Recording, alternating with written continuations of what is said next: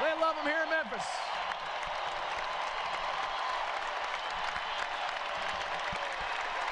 Great story. Young man could have transferred, didn't play much his first, second, third year, hung in there, and has been a star all season for the Tigers. Ali Hodzic in the corner, high arcing shot. And the fans are calling DJ here.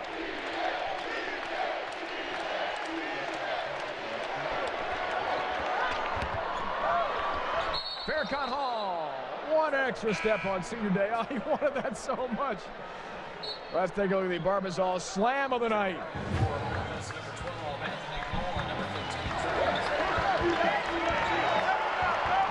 If someone's dunking, Pete, it's got to be DJ Stephens here, right? He's amazing.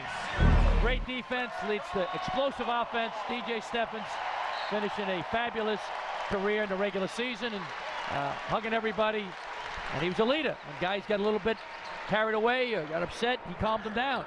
So really happy for him. Yeah, Farrakhan Hall checked out, coach. His senior day. Stan Simpson on senior day is in there as well. Blocking a shot. A transfer for Illinois. That's a nice little moment for Stan. Rejects Ali Hodzic, and Damian Wilson lost the handle. On the pass there from Cole into the game late. Anthony Cole. So Joe Jackson is done for the day. He will not get that triple-double, but still a tremendous afternoon for Joe. 17 points and 10 assists. And now Stan Simpson gets his standing O.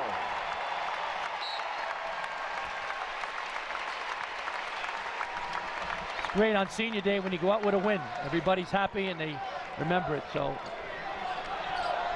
great regular season for the Tigers now, but Tiger Nation wants to win the tournament, make a big showing in the big dance, and I think they will.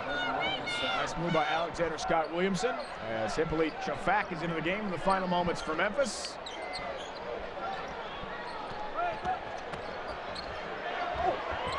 Cole can't hit on the run.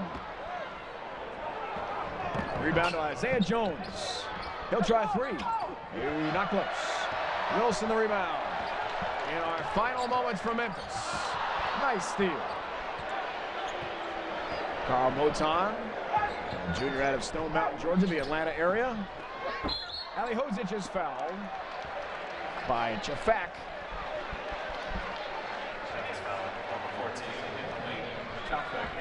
Patriot League semifinal number 1, Lehigh Lafayette is next. And right after that, we'll have Army Bucknell.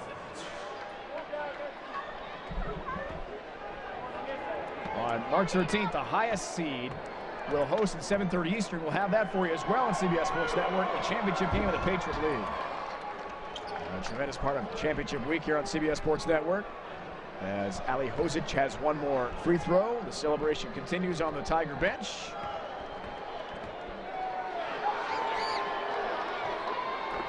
Remember what Lehigh did last year, beat Duke. Exactly, you never know. The tournament day is going to be unbelievable. A lot of unknowns and teams like Northern Iowa are exploding, knocking off Kansas. It's going to be great. It's going to be great in Tulsa next week. Conference USA tournament, March 13th to the 16th. Men and the women together again. A tremendous event.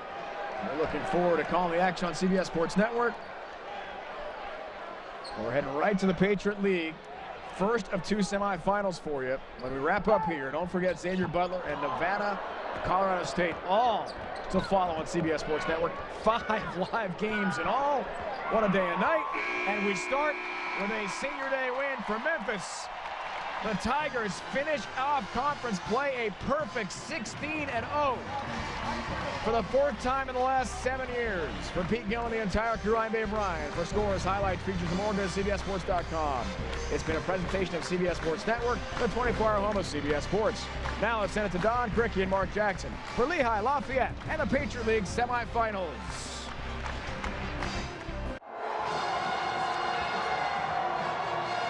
And welcome to Lafayette College, Easton, Pennsylvania. Semi-final action of the Patriot League tournament, Lehigh and Lafayette. With a basketball history dating back 111 years. If you look at the starting lineups, Lehigh on the left, led by 2 big men that can really score, Holden Greiner and Gabe Knutson. Lafayette with one of the great guards in the league and maybe in the country, and Tony Johnson. Lafayette coached by Fran O'Hanlon, now in his 18th season as head coach of the Leopards. Now let's see how Dr. Brett Reed of Lehigh is planning for success, brought to you by Northwestern Mutual. Coach told us yesterday we have a great deal of confidence in high-pressure situations, and that allows us to thrive in one-and-done tournament settings. They certainly thrived, Vince Curran, a year ago against the second-seeded Duke Blue Devils. Lehigh knocked them off in Greensboro, North Carolina in the NCAA tournament. Well, not to take anything away from the rest of the Lehigh team, but last year they thrived with C.J. McCollum out there. First-team All-American coming into the year and an explosive scorer. Brett Reed has done a terrific job this year having his team build to some success without the superstar. Everybody has stepped up around him, and they've still had a terrific Patriot League season. McCollum is indeed a superstar, the all-time leading scorer in Patriot League history. He went out January 5th with a foot injury. Has not played in the last 16 games. Lafayette has dominated Lehigh this season. At Lehigh, Levi Geese and Dan Trist led the Leopards to an easy 21-point win. Then 2 weeks ago here in Easton, Tony Johnson shot 10 of 12 from the field for 29 points as Lafayette won again, 79-71. We talked about it a little bit in the open, Don. 2 big runs in the first game and a big run in the second game. That was the difference. Lafayette, as we said, a team that can score on you in a hurry. Lehigh needs to be physical on the perimeter, and when Lafayette misses those long threes, look to get out and go. And talking, Vince, with Holden Griner, the all-conference player for Lehigh, asked him what's the key. He said, we can't trade baskets with Lafayette. They've got too many good shooters. We look inside the rivalry right now, and a long rivalry it is. They're just 15 miles apart here in eastern Pennsylvania, and they've been playing for almost forever. 111 years ago, they had their first meeting in basketball. Lehigh and Lafayette. Players might have been wearing Roman numerals then. Lafayette leads the all-time series 140-79. It all is down to one and done today. Winner advances for the right to play in the title game and the right to go to the NCAA tournament if they win that. As we look at the bracketing, in the second game today, top-seeded Bucknell will host Army. And then the next week, the winner of this game will play the winner of that matchup for the right to go to the NCAA tournament. A lot of star players left. Mike Muscala from Bucknell, the Patriot League Player of the Year. Ella Ellis from Army. Tony Johnson of Lafayette. So you can pick just about anybody on this Lehigh team. Mackie McKnight, Gabe Knutson, Holden Griner, all having terrific years. So we're pumped and ready here at Lafayette College. Sold out, oversold. Can you imagine that? They started this basketball rivalry 111 years ago. I think they might have a couple kids sitting in our laps before it's all said and done. Don, looking over my left shoulder, student section right there. And they're getting it going early. We're at the Kirby Sports Center, Lafayette College. They talk about Lehigh. Oh, yeah, they travel well. Everybody really rallied for this long 12-mile road trip. Filling up their section as well. Every Lehigh game you go to on the road, they are well supported and vocal. They are that. Lafayette coming in with the sharpshooters. The Lafayette Leopards hit 14 three-point shots on Wednesday night, tying a Patriot League tournament record as they beat Holy Cross. And Lafayette also had, as you know, Vince, 8 block shots in that game. Those were accidents, though. Dino Hanlon, defense is just a way to get to the offense. They live to score, and we're ready to go. Lehigh in the dark uniforms. And the ball is over to Lafayette. Here's their outstanding guard, Tony Johnson. Mike Muscala got Player of the Year in the league, but nobody playing better than Tony Johnson right now. He has had a terrific month. And an early steal. Great defense by Lehigh. Orazio dishing down low. Ball up and down. It was going to be negated by a travel violation. Orazio finding Griner kind of in between steps right there. Griner trying to get himself set, unable to do so. Nifty footwork, not quite nifty enough. They'll look to set up the three-point shot. You see Lehigh bringing that defense way out, and they'll have to do it all game because of Lafayette gets chances to shoot threes. Lafayette's hard to beat. Here's a foul. D'Orazio, a junior guard from Camden, New Jersey, called for a push-off. And Hendricks will inbound the ball for Lafayette. One of the things that Lafayette does so well, Don, spaces the floor, gives their perimeter players room to operate, room to use screens, as you see right here. There's a great kick out. Rebound, Knutson saves the ball, and here comes Lehigh. With the ball is Mackie McKnight from New Orleans, Louisiana, second-team all-conference player.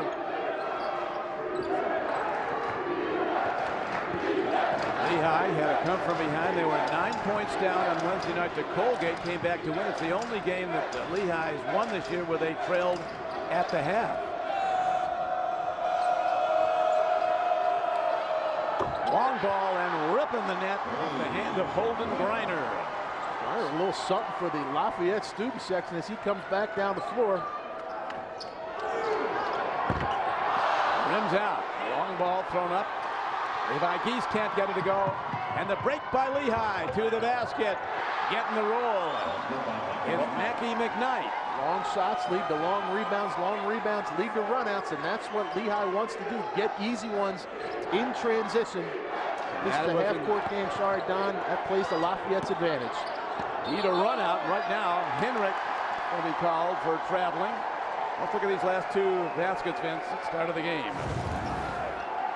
Not a whole lot in this offensive possession, just throwing back from whence you came, and Griner raises right up.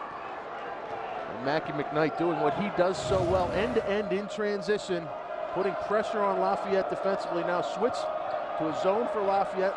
See if they try and trap the corners when the ball goes there. You talked about how well Lehigh's adjusted to losing an all-time conference scorer, all of them with a foot injury. And again, they come down. Lafayette 0 for 3. And 2 turnovers early in the game. They need this. They don't get it. Rebound fought for, and here comes a speed deep offense again from Lehigh. The ball is B.J. Bailey. He had 16 points against Colgate on Wednesday night. Lafayette, Vince, needs to hit some here and get back in this game. Had a couple good looks, just nothing has gone down, and Lehigh doing a terrific job putting pressure on them off of missed shots.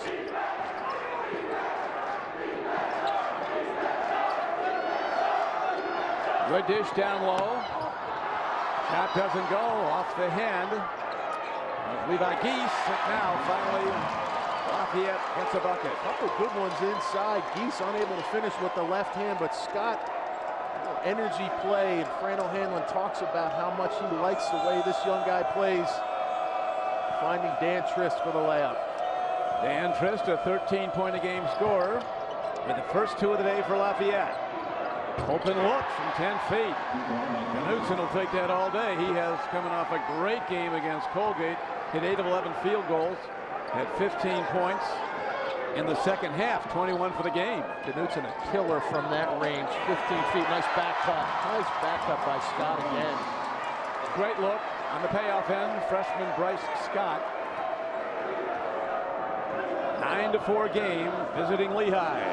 Don't take a breath, Don, because Lafayette is going to look to score early and often in that shot clock. They don't need a lot of time. They're looking to launch right away. Here's a drive to the basket. Reverse doesn't go. Rebound is taken down by Trist.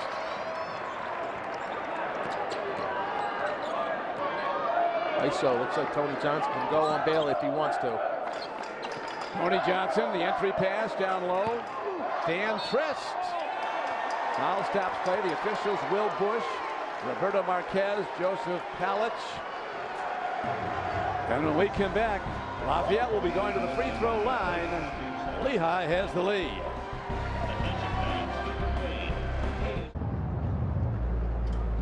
There's so much to like about this Buick LaCrosse.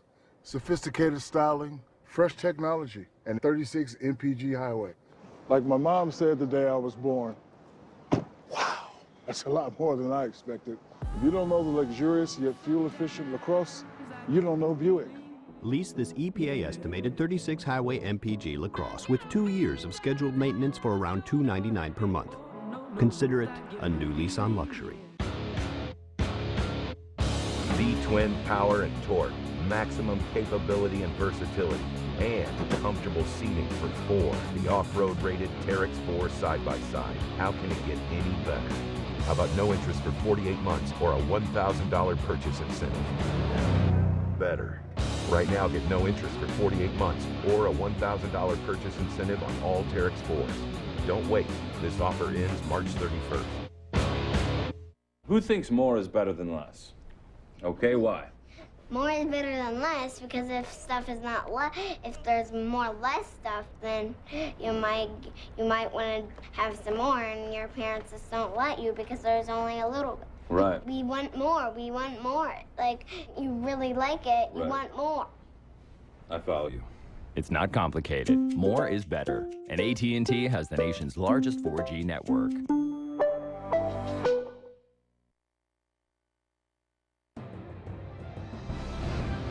College basketball on CBS Sports Network is brought to you by the United States Marine Corps, the few, the proud, the Marines, and by Werner, #1 in ladders. Don Criqui with Vince Curran back at Lafayette. Lafayette and Lehigh have the longest running football rivalry, continuous rivalry in the game. It's the ball from the first game, or one of the first games, 1894. First time they played was 1884. Can you imagine that? Wasn't much of a game, Vince, 50-0. So last meeting, Lehigh defeated Lafayette 38-21. 150th meeting between these two schools, coming up in 2014, will be at Yankee Stadium in New York. At the free throw line, Dan Trist from Sydney, Australia, gets the free throw to go. Looking for another to cut it to a 3-point Lehigh lead. Dan Trist faces up on Gabe Knutson and does to Knutson what Knutson often does to other players: face up, put the ball on the deck, make the opposing big move side to side. Nice job for Trist getting the 2, unable to convert the second free throw. Now Lafayette in a 2-3 zone for the first time. Coach says, Vince, he's their only inside presence. Trist. Inside game, they're mostly sharpshooters from the arc. Here's a long ball. Rebound taken down. Coming down the ball very nicely is the freshman from El Dorado Hills, California, Bryce Scott. He gives a defensive tenacity to the team. Since he's been in as a starter, they put him into the starting lineup. Lafayette's gone 10-3 since then. He's the one guy. Fran O'Hanlon will admit, that was a mistake. I didn't mean to recruit a stopper. I recruit guys that get the ball in the air, get the ball to the basket. But Scott has really given him a nice lift, and he likes bringing Tuzinski, #5, in off the bench for a little instant offense. Tuzinski's in now. Outside shooter. Here is Trist. His move to the basket. Violation. He traveled. Third turnover so far for Lafayette. Dan Trist, a very aggressive offensive player. When the ball goes into him in the low block, you can fully expect that it's going to the rim. Your 4 guys better get in rebounding position. That time, he again faces up on Knutson, tries to beat him off the bounce. Little hockey step to get started. Lehigh with the ball, a very confident team, build on their success. As mentioned last March, they upset second-seeded Duke in the NCAA tournament, and they did it in Greensboro, North Carolina. Inside out, open look. On the way off B.J. Bailey's hands, great follow-up. Reiner comes in. Reiner has really emerged, especially since McCollum went out. I mean, he looked at him and said, yeah, nice player, has a decent game to him, really has just stepped it up considerably. Another traveling violation.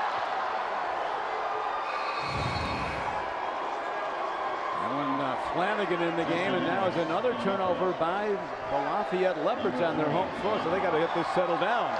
See Tuzinski here, the only man on the backside of that Lafayette zone. Actually, I think had dropped down from the top position. That's a total mismatch. Greiner gets a running start at him and throws down with authority. Reiner takes a seat. It won't be for long. He is their best player, Lehigh. Good double move to the basket. Change of direction. Driving bank shot. Doesn't go. Off the hand of Severkai in Kitchener, Ontario. Feels like Lafayette's fighting it a little bit right now, Don. They're not catching the ball cleanly. They may be getting caught up in the moment a little bit. And Brett Reed talked about, you know, this is an experienced Lehigh team that is used to being in these one-and-done situations. Lafayette has some experience of their own, but right now they just seem to be a little out of kilter. And they came out flying, but too fast. They turned the ball over 3 times early in the game. 5 to shoot. Kick out. 2 to shoot. Now with the rebound is Tony Johnson. He's the man that makes Lafayette go. As he goes hard to the basket. Great play. Not good, great. Conference leader in field goal percentage. Very rarely do you say that about a point guard. It's so good off the bounce, and as you watch him come up the floor, head up the entire time, he is a terrific, terrific player. Well, over the last 5 games, all wins for Lafayette. Johnson is averaging 21 a game and shooting 70% plus field goals. Right back the other way, though. Lehigh scores, and now trading baskets is on the payoff end for Lafayette with Seth Henricks. Looking like a turnover was coming right there, but a nifty catch and reverse pass by Scott. And Henricks filling the lane. Lafayette putting a little pressure on of their own. McKnight got his second field goal just before Henricks scored. Beautiful kick out. There's a travel called on Corey Schaefer. We talk about Tony Johnson keeping his head up, coming up the floor, looking to get an easy one into transition. And how about that catch by Scott? Nifty, nifty, nifty. A great dish by freshman Bryce Scott. And it's a 13-9 game Lehigh. We're playing in the semifinal round of the Patriot League Championship. Postseason tournament. Highest seed has the home floor. Knutson knocks it away. Picked up by Durazio. A lot of guys playing fast here, Vince. Henricks needs to do a better job right there. If he gets the big on him, he's got to think, I'm going off the bounce. He got a little fast, as you just said, Don. Lafayette needs to take a breath. Can't hurt. 12-21, first half moving along quickly. Lafayette 3 turnovers in their last 4 trips. That's a good point too, Don. The half moving along quickly. Lafayette, a team that's going to get a lot of transition, a lot of jump shots, so they're not going to draw a ton of fouls. I think Lehigh has an opportunity to do that with some dribble penetration from Mackie McKnight and throw the ball into Knutson. He is a bear when he gets down low. Lafayette started 0 for 5 shooting. They're 4 for 4. They're now 5 for 5 in their last 5 field goal attempts, primarily because their standout, Tony Johnson, shooting the ball. Hasn't been an easy one in the bunch either. That was a power dribble to the baseline. 2 defenders go flying by. You're thinking he's going to dump that in. Nope, get it in the air. Down to a 2-point game, Lehigh.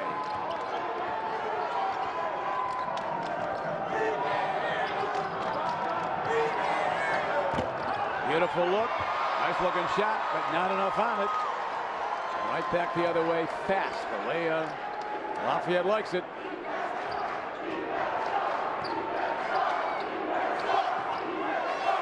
Here's Henricks, sophomore scorer. Trisk kicks it out. This is Tuzinski. Good Lehigh defense. But shooting over that good Lehigh defense at 6'9", Dan Trisk. Trisk, a guy likes to face you up a little bit like Knutson, but that time uses the step away to create a little space and bang down the 15-footer. And now Vince Lafayette's on an 11-4 run. Talked about it in the open. Lafayette, a team that could score on you in bunches and in a hurry. I like this. I like this by Lehigh. Get the ball in the hands of Gabe Knutson. Let him face up and attack. Lafayette making their way back into this game. First, Tony Johnson. Little up fake jumper.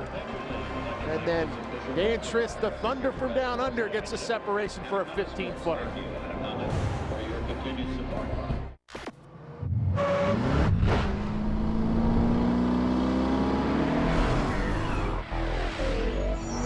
Every car we build must make adrenaline pump and pulses quicken. To help you not just to stay alive, but feel alive. The C-Class is no exception. It's a Mercedes-Benz through and through. The 2013 C-Class, starting at $35,350. Your financial goals can seem far away at first. But with the right tools and a little patience, they get closer. No matter the conditions. As an investment management leader, the principal has more than 130 years of experience to help you reach your dreams. Learn ways to build, grow, and protect your financial future at dreamagain.com and contact your advisor.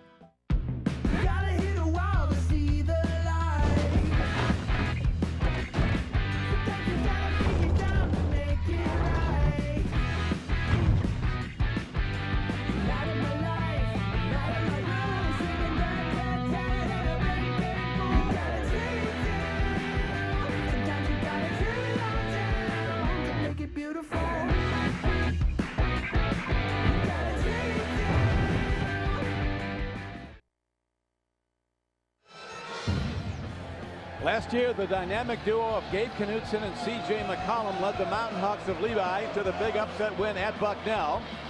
The win gave Lehigh their third Patriot League tournament championship, and they would go on in the first round as a 15th seed to upset the Duke Blue Devils, the number 2 seed in Greensboro. I had the pleasure of doing that game up there last year, and C.J. McCollum so huge down the stretch. I remember talking to Dick Girardi, great basketball writer for the Philadelphia Daily News. He said, look, I'm doing my preview for Duke Lehigh. Lehigh have a chance? I said, Dick, I'm going to tell you this right now. They're starting out with the best player on either team in C.J. McCollum, and that really manifested itself. There's C.J. Burned Duke for 30-plus last year, and probably the biggest win in school history. McCollum is one of the greatest players in any school's history, the all-time leading scorer in the Patriot League as Knutson misses the free throw. Over 2,300 points in his career, McCollum. He was the leading scorer in the country in Division I basketball this season before he got hurt. January 5th. Since he's been out, though, the Lehigh Mountain Hawks have rallied, and they're 12-4 without him. We talked a little bit about how much Griner has stepped up in McCollum's absence, really expanded his role. Down low, Trist. Working hard. He muscles his way up against Gabe Knutson. You knew it wasn't coming back out, Don. Trist makes one move. Nah, Knutson's there. Another one. You know what? I better get this one up before I get 3 seconds called on me. Good one to get up. He has 7. And for the first time today, Lafayette leads the game on their home floor. Semi-final action of the Patriot League tournament. Turnaround look. Rebound taken down by Tony Johnson from Folsom, California. Grew up to Johnny Cass. Tony Johnson, a terrific player, giving everybody else the Folsom Prison Blues. He really does. And good move inside. Good bump defense by DeRazio. Hip check. And it'll be back inbounds now to the Lehigh Mountain Hawks under Coach Brett Reed in his 6th year. Trist, I'm sorry, Don, going to pick up the foul right there. That's one Hendricks needs to convert. Everybody talks about, oh, well, there's the foul, it's an over the back. But you know what? If your teammate makes the layup right before that, you don't end up in harm's way. Trist needs to be a little bit smarter right there, but he can be saved by his teammate if he makes that layup coming along the baseline. And that is Les Smith, number 23, now entering the game for the first time. 15-14 Lafayette. One and done is the season now. Winner of this game will have a chance to play their way into the NCAA tournament if they can win in the title game against the winner of today's second game on CBS Sports Network. Bucknell and Army coming up at 4:30 Eastern time. Anthony McKnight must have thought Fran O'Hanlon was open, hit him right between the numbers. Lehigh only 1 point in their last 10 trips down the floor. That was the free throw by Gabe Knutson after the rip and drive baseline. We're coming to you from Lafayette College on the CBS Sports Network. Semi-final action of the Patriot League tournament. Johnson driving. Don Crickey with Vince Curran. Lehigh led early. Now Lafayette finds the range. Their best player, Tony Johnson, strokes from the outside. He has 7. and it's an 18-14 Lafayette lead. It's all created on the other side. Tony Johnson drives off the bounce to begin with, kicks corner, and ends up as the recipient in the opposite corner on the ball reversal. Griner late on the closeout, and the conference leader in field goal percentage. Nothing but the bottom of the net. We keep talking about how well Lafayette moves the ball. And I said to you before the game, Don, Fran O'Hanlon's offense is the Princeton offense without the height. Everybody talks about Princeton and back cutting and all that. Fran O'Hanlon can take 5 fat guys off the street and get them all open jump shots. And you wonder how I know this? Right there. Penn assistant, 89-95. He had the misfortune of coaching yours truly for a couple of years. And in spite of all that, gets the Lafayette head coaching job after a 42-0 run, league run by Penn. And then you see what he's done with it from there. He's known exactly what to do with it. An extremely well-respected offensive mind. A pretty good dancer. And he's quite proud of helping make you the man you are, Vince. Heck of a coach. 11-1 run now. 11-1 for Lafayette as they've rallied from behind. They were down by 7. Have come back to take a 4-point lead. Driving look to the basket. Terrific play going in for the score is Mackie McKnight. Second team all-conference player. So Lehigh's last 2 scoring opportunities that have ended with success. One was in the corner with Knutson ripping and going. And that time, Mackie McKnight, as you said, second team all-conference, climbs right up the chest of Scott and draws the foul. Talked about the Princeton offense. The Patriot League is much like the Ivy League. Elite academic schools with strong focus on men's and women's athletic programs. McKnight, who had 9 assists, helping Lehigh come from behind to beat Colgate on Wednesday night. At the free throw line, he gets that, his 7th point, and it's back to a 1-point game, Lafayette.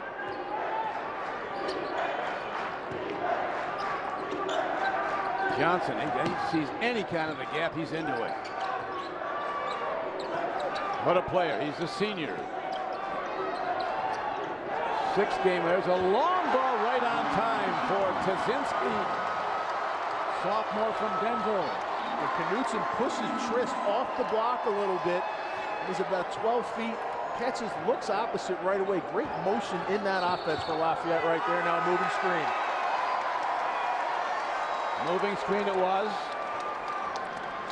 And the ball was back over to the Lafayette Leopards under Coach Fran O'Hanlon here at the Kirby Sports Center at Lafayette College.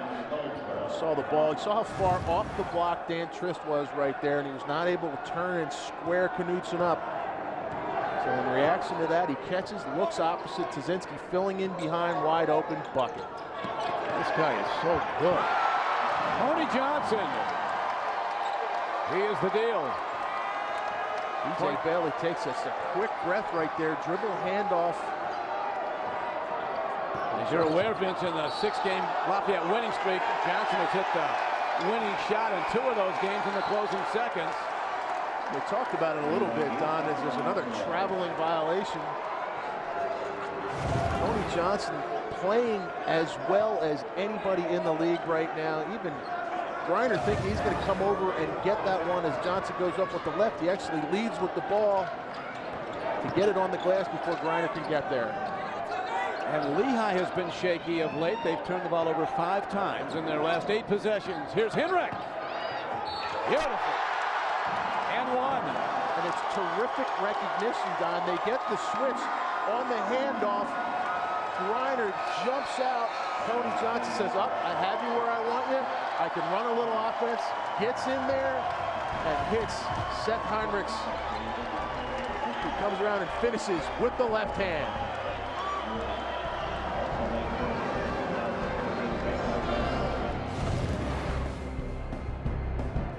Who thinks more is better than less?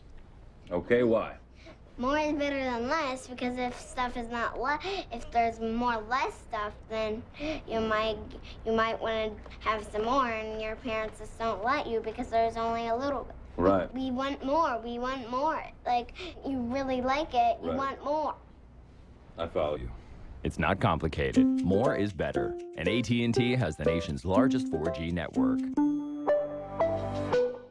Oh, this is tragic, man. Investors just like you could lose tens of thousands of dollars on their 401k to hidden fees. Thankfully, E-Trade has low-cost investments and no hidden fees. But, you know, if you're still bent on blowing this fat stack of cash, there's a couple ways you could do it. So forget about tomorrow. Tonight, we're drinking from the bowl.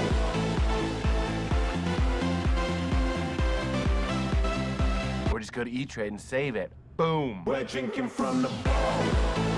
Let's pinch our dreams. Let's wake them up. Make them real. Let's not let anything hold us back. Not even 292,000 pounds.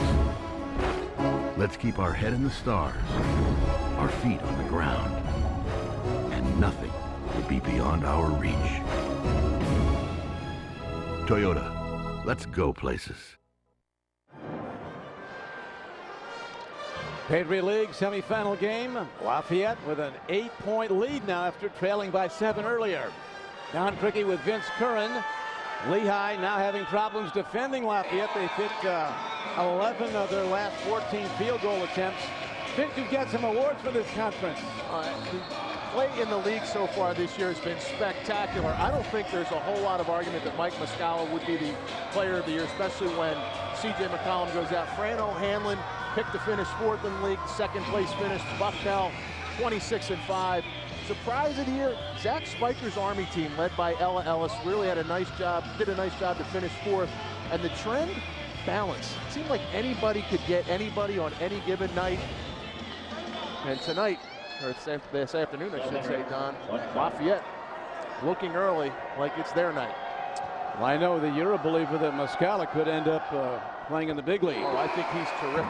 6'11", can go either way off the bounce, can shoot it, has a little mean streak to him. It's a little European skill with some U.S. blacktop attitude. Hey, Lafayette, after that poor start, is really rolling now.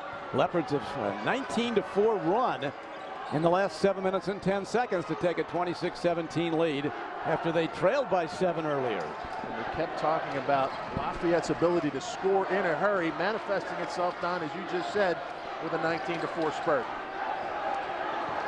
Fran O'Hanlon, he coaches hard at all times. His heart is on the court every possession. Drive to the basket, a whistle stops play. And again, Lehigh, success off the bounce, attacking, trying to play. Everybody talks about playing physically on defense. That's playing physically on offense right there. Trying to impose your will and make the defense to react to you. That time, B.J. Bailey with the left hand. Terrific attack. Foul was on Levi Geese. That sends B.J. Bailey to the free throw line. The junior edges 8 a game. Had 16 in the win over Colgate Wednesday night. 6'3" junior. Gets the roll. And Lehigh inches back in.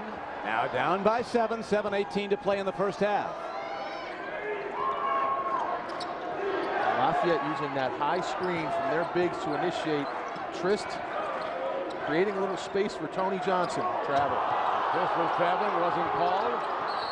Tips it out, and now they're going to call a push-off. This is a personal foul called on Trist for pushing off.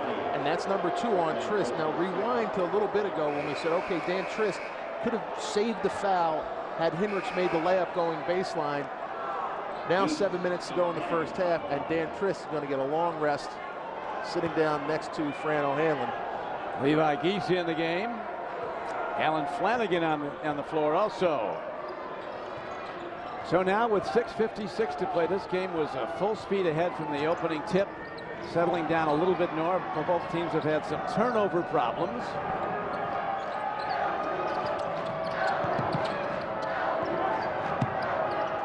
Driving look to the basket, rebound tipped out. Coming down with it is Tony Johnson, who's got 9 points to lead all scorers. A great down low look. Assisting Flanagan. Constant pressure from Lafayette. Tony Johnson, even as he's almost walking the ball up the floor, head up, Flanagan running hard creates a layup opportunity for himself. Maybe the most remarkable stat about Tony Johnson is the fact that Johnson is hitting 56% from the field for the season. And again, Lehigh attacking off the bounce. Bailey using his strength to get into the lane. Reverse pivot. It's a tough call for Scott, but to the aggressor goes the call most of the time, Don. And that time, B.J. Bailey aggressively getting to the basket. Best way to get back in the game, scoring when the clock is stopped gives you more time. You've got to hit the front ends. It's nothing more than a turnover when you don't.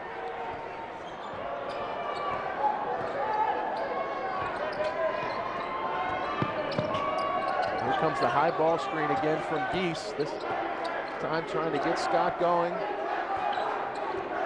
Spacing out, trying to give Tony Johnson a chance to go off the bounce.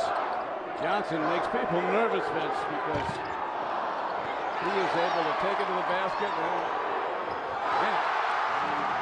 Geese so dangerous from the perimeter as the double team comes to Johnson. He kicks to Geese, who's wide open, but because you have to pay so much attention to Tony Johnson, Lehigh's defense all out of whack. Lafayette offensive rebound and 3.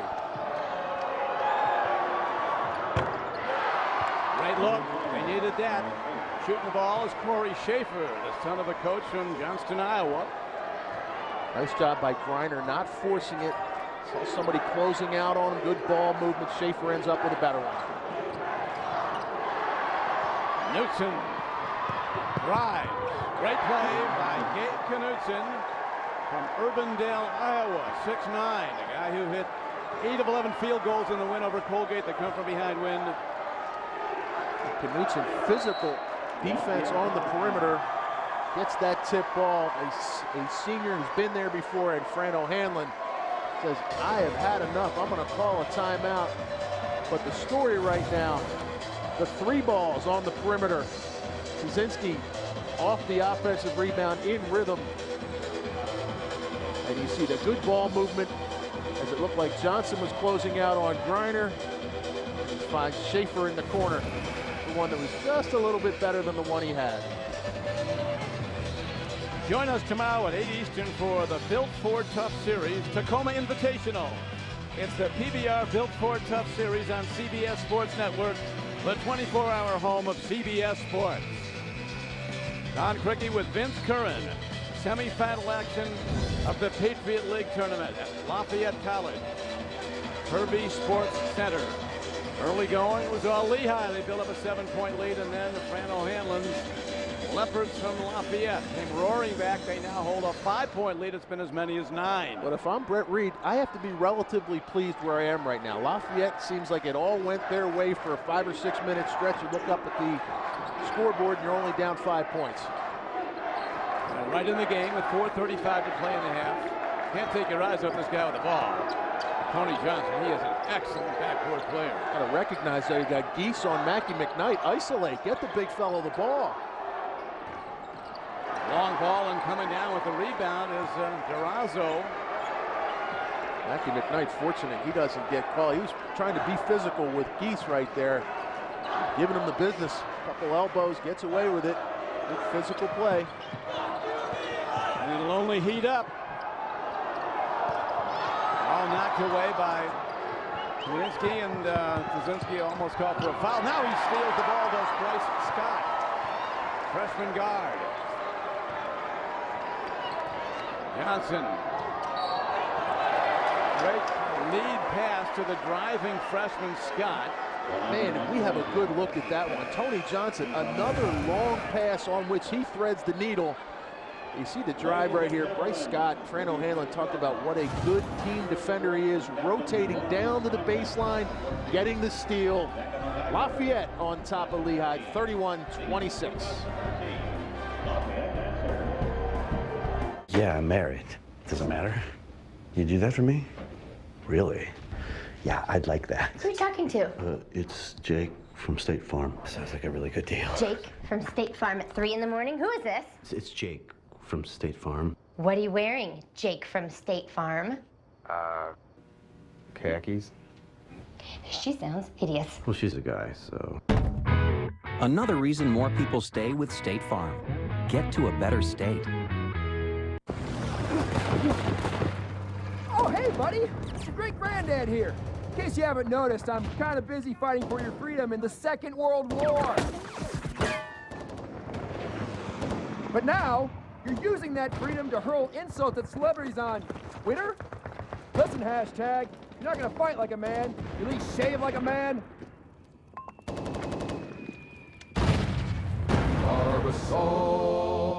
Stop LOLing everything. Napa know-how. Yep. Apply proper torque to the axle nut. Cool. You get some oil. Hey, how you doing? I need a second one. Twins. Nice. Hey, want to stock up and save? Pick up an oil change special at your Napa Auto Parts store. Get 5 quarts of Valvoline Conventional or Max Life oil and a silver oil filter for $20.99. Plus save another $3 instantly by mentioning this ad. Patriot League tournament. Lafayette with a 31-26 lead on Lehigh. As we take a look at the Avis key stats so far. Vince? Lafayette, Lehigh. Dom, what do you notice about it? No D in either of them. 53% from the floor for Lehigh, 59% for Lafayette. Both teams doing it on the offensive end. And the story really for Lafayette early has been Tony Johnson. 9 points. The conference field goal percentage leader, you can see, doesn't take just easy ones, but is always attacking. 4 for 4 so far, including a 3-pointer. And oh, by the way, 3 rebounds and 2 assists, leading Lafayette in both of those categories. And he'd probably have a couple more assists if they gave assists for guys getting to the free throw line, because he's done that at least 3 times as well. He is so confident, Vince, dishing the ball. He's hitting those cutters with bounce passes between defenders. How many guys will attempt that? He's making it work. You're absolutely right, Don. Heading to the break, we had a really good look at that last one that ends up with Scott on the line, and there was not a whole lot of room for that. They talk about quarterbacks trying to throw into a window. Well, that was a tiny window. And the free throw makes it a 33-26 game. Lafayette on the home floor. Both finished with 10-4 conference records. Lafayette on the home floor by virtue of a 2-0 win streak over Lehigh during the regular season. 2 meetings, 2 wins for the Leopards. That's now a set play out of the timeout. That's actually a lob looking for Griner. They put Bailey at the elbow and brought him across on the dribble, and he's blindly throwing the lob. You could see Lafayette knew it was coming, but Griner just went up and was able to tip it in. Griner is the guy that can bring him back. He is really a leader on this team. Lehigh. Shot clock at 7. Hard working, getting the ball down is Geese. And Geese should do that. He gets Schaefer on him right there. That's a mismatch. You should have your big down there. Even though Geese isn't the most physical of bigs, he should be getting that rebound. Roofer with his first 2 points of the day. It's created again, though, by Geese at the elbow. Little screen to get Roofer some space. And Lafayette hasn't missed an open cutter. If they haven't missed many. Boy, they're cutting all the time. Right now, there's a dish and a look. Ball on the way, rips it, and it's off the hand of Stefan Severkai. 4-point game now. Rallying back by the Lehigh Mountain Hawks.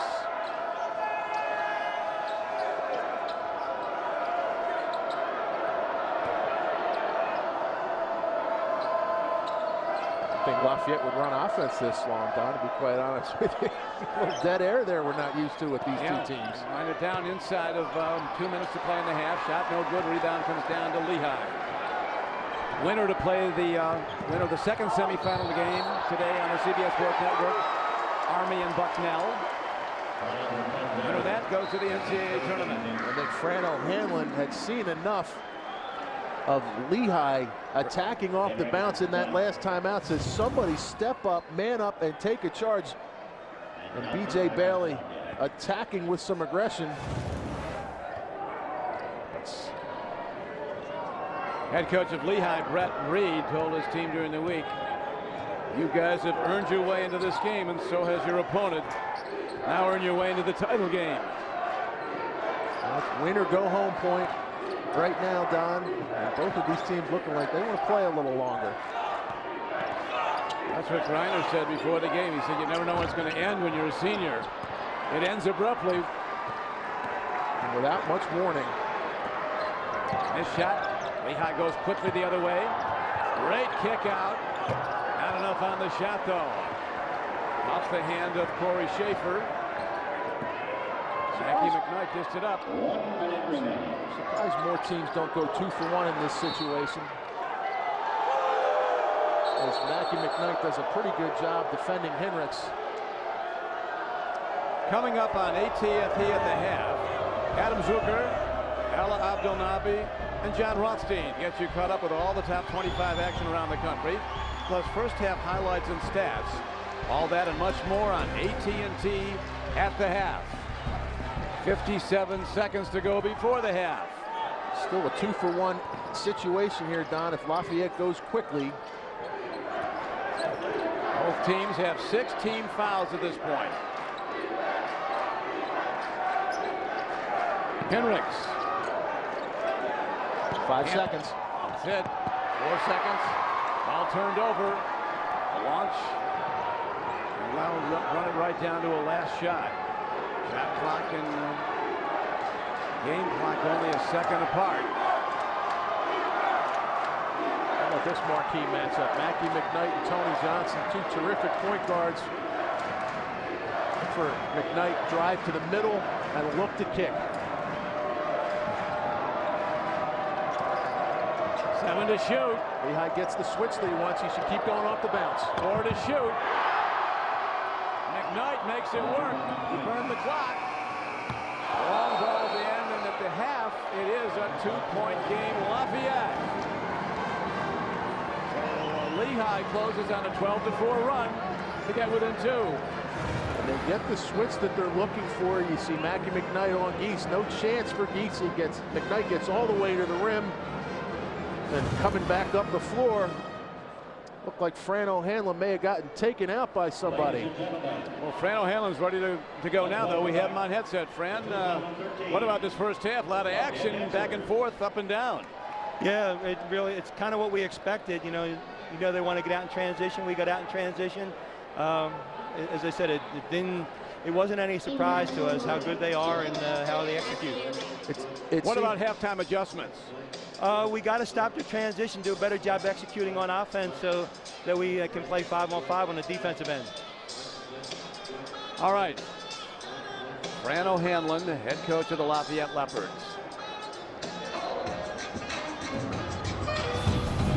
That's the end of the first half with the score. Lafayette 35, Lehigh 33. Stay tuned for AT&T at the half. You're watching college basketball on CBS Sports Network, the 24-hour home of CBS Sports.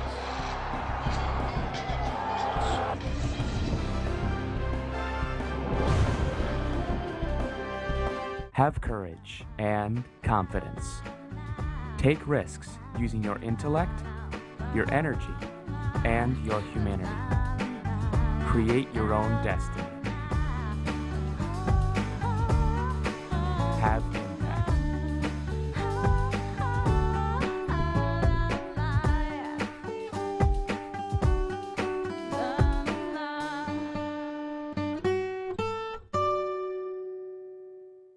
The Patriot League is the model that validates the balance between academics and athletics and reflects the phrase scholar athlete. The graduates of 8 of the nation's premier academic institutions serve as leaders in the corporate and academic world, provide leadership within their communities, and help the Patriot League rank among the national leaders in graduation rates. The Patriot League, today's scholar athletes, tomorrow's leaders. For information, visit the Patriot League website at www.patriotleague.com or www.twitter.com/patriotleague.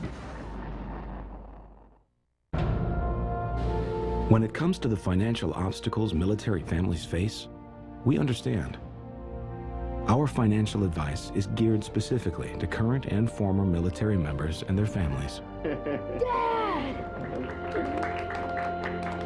Life brings obstacles. USAA brings retirement advice. Call or visit us online. We're ready to help. Learn more with our free USAA retirement guide. Call 877-242-USAA. There's so much to like about this Buick LaCrosse. Sophisticated styling, fresh technology, and 36 MPG highway. Like my mom said the day I was born, wow, that's a lot more than I expected. If you don't know the luxurious yet fuel-efficient LaCrosse, you don't know Buick. Lease this EPA-estimated 36 highway MPG LaCrosse with 2 years of scheduled maintenance for around $299 per month. Consider it a new lease on luxury. On March 15th, a magician will rise and fall. They're calling him the future of magic. Fine, you can do a little sleight of hand. The incredible Burt Wonderstone, rated PG-13. I'm Beth Fair, and I'm Pat Jennings from Two Broke Girls, and this is the CBS Sports Network.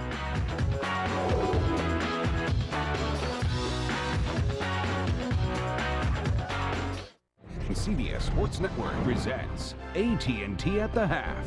Rethink Possible. All right, we are at the half in our Patriot League semifinal between rivals Lehigh and Lafayette. We got a close game as well. Adam Zucker with you from New York, along with Ala Abdelnabi, who's crunching the first half numbers, and our insider John Rothstein. Look, Lehigh, they jumped out. They jumped out to that nice early lead, but Lafayette get back in it. I give credit to Lafayette for staying in the game, but it really did start with Lehigh and their senior from Traverse City, Michigan, Holden Grinder. Here's a guy that really got his team going. Hit his first 3 shots. You see right there the long-range jumper. Got to get out and cover him. Take a look at it from a different angle right there. Defense slow to rotate. He's able to knock it down. And then great ball movement. This sweet fadeaway from the baseline. What I like, too, is his team on the road needed a good start. And you see right there the aggressive, go and attack the boards. Right. Great timing as well. Great offensive rebounding right there. In a lot of ways, some coaches have told me Holden Griner is the Kyle Singler of the Patriot League. Starting to look like it right there. There you go. That's what he was always hoping for. I want to be the Kyle Singler of the Patriot League. Not bad company. No, of course not. Army and Bucknell coming up after our game. Another pair of rivals going at it today. The final scheduled meeting of Syracuse and Georgetown as the Orange depart for the ACC next season. They didn't wait till next season. They actually just didn't show up today at all. In D.C., Devontae Smith-Rivera, a burgeoning star, John. He's been unbelievable since Georgetown has lost Greg Whittington. Gives them another guy who can score, but so can this guy, Markel Starks. Deep 3, game-high 19 points. He was 5 of 9 from downtown. And here's Otto Porter Jr. Ala as Georgetown pulled away. Just taking his game to another level, but I'm very surprised at the lack of effort. You touched on it by the Orangemen right there. They didn't get 40 points. They didn't play. They didn't show up. So Papa Bear and JT 3 Bear getting a quick hug.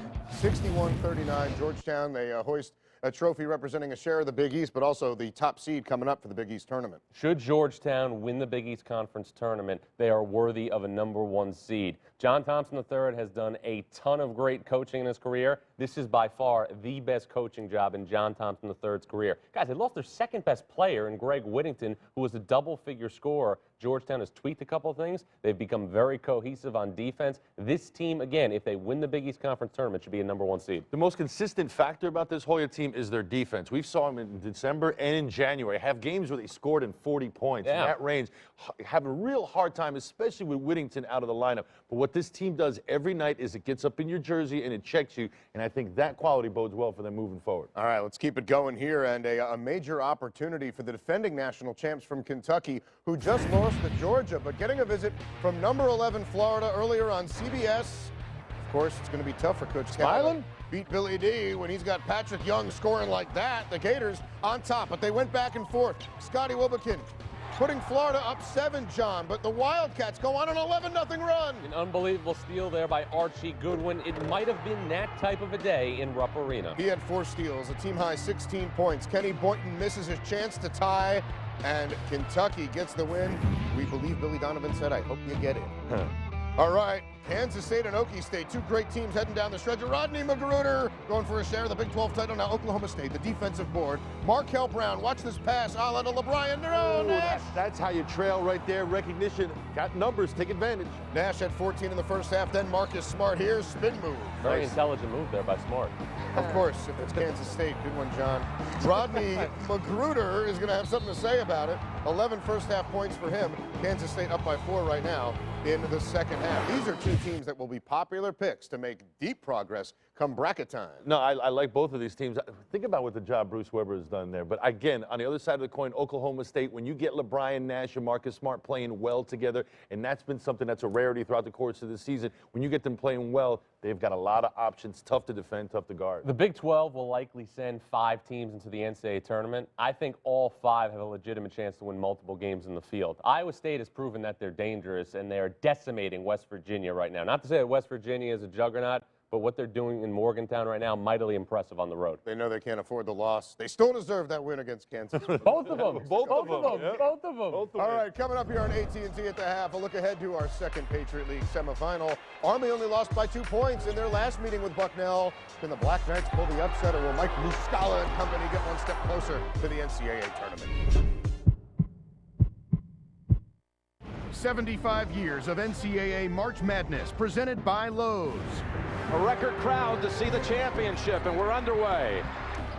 It's Lawson to Hansbrough. Ellington uncontested.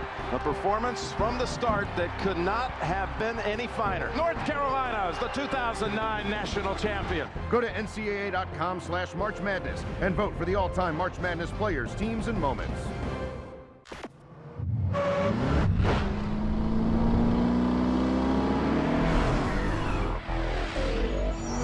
Every car we build must make adrenaline pump and pulses quicken.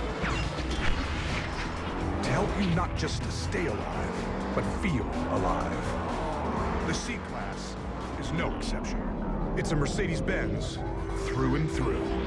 The 2013 C-Class, starting at $35,350. Hold on to me as we go. It's time to pursue our dreams, to chase what we believe in. It's time to work, to give it our very all and not give up. American Family Insurance believes your dreams deserve the best protection. That's why we're committed to being there for you every step of the way. So we're gonna make this place your home.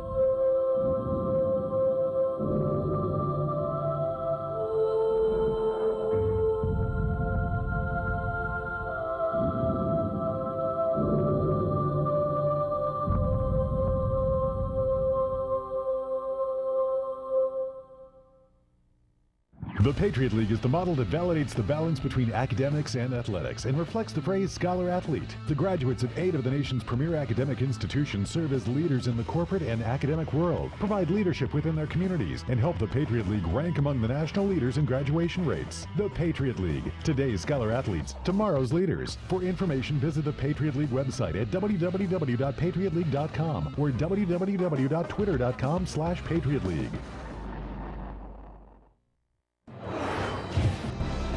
We are at the half in Bethlehem, a 2-point game. What'd you say, John Holden Griner? The Kyle Singler of the Patriot League crashing the boards. Lafayette with a 2-point lead. Hey, first tournament bid has been clinched. Atlantic Sun Championship, Florida Gulf Coast. They've only been D1 for 6 years. Brett Comer with the brush.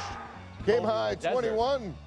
And then off the steal, Chase Feeler slamming it home. The Eagles up double digits on Mercer. No mercy for Mercer. Sherwood Brown, the long 3.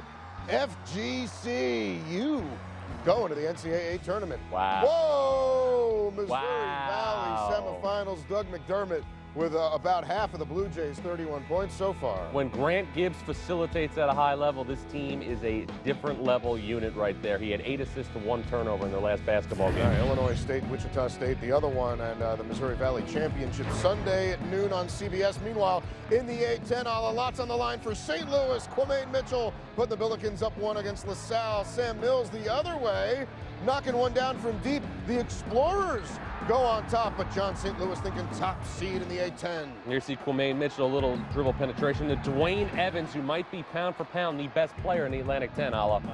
Here's a guy, along with Rob Lowe, really operate inside there. And you take a look at, again, there's Evans on the follow-up. This is their strength. When you talk about the Billikens, their front line. Doing it down the stretch right now. Of course, our game coming up next here on CBS Sports Network. Bucknell and Army. John, your thoughts on our 4:30 tip? Well, there's a clear favorite. It is the Weissman. It's not just about Mike Muscala. It's about Joel Willman, maybe one of the more underrated glue guys in the country. I've made the comparison before. This Bucknell team reminds me a lot of the 2010 Cornell team that made the Sweet 16. If they get in the field, they can win a game. All right, that one coming up next. Of course, we also have the second half between rivals Lehigh and Lafayette. Right now, it's the guys from Easton with the 2-point lead in Bethlehem. Second half coming up. This has been AT&T at the half. AT&T, the nation's largest 4G network. Rethink possible. V-twin power and torque, maximum capability and versatility, and comfortable seating for 4. The off-road rated Terex 4 side-by-side. How can it get any better? How about no interest for 48 months or a $1,000 purchase incentive? Better. Right now, get no interest for 48 months or a $1,000 purchase incentive on all Terex 4s. Don't wait. This offer ends March 31st.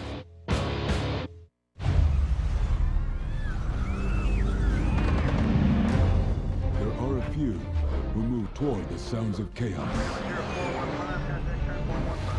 Forged in the crucible of training, they are the first to move toward the sounds of tyranny, injustice, and despair.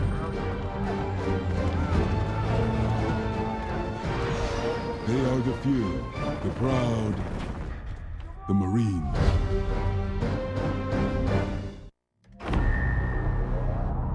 We started with raw inspiration and set out to create something entirely new, something unexpected. No compromises, no committees, no excuses. Just the purest expression of everything we love about driving. Introducing the radically new Toyota Avalon. Toyota, let's go places. The key to fishing is finding that special spot.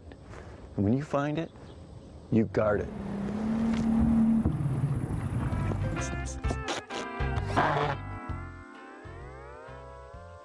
Aloha!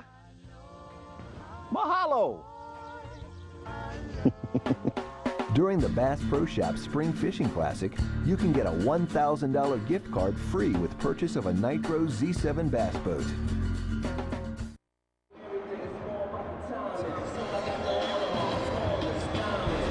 We're rocking here at the Kirby Sports Center, Lafayette College.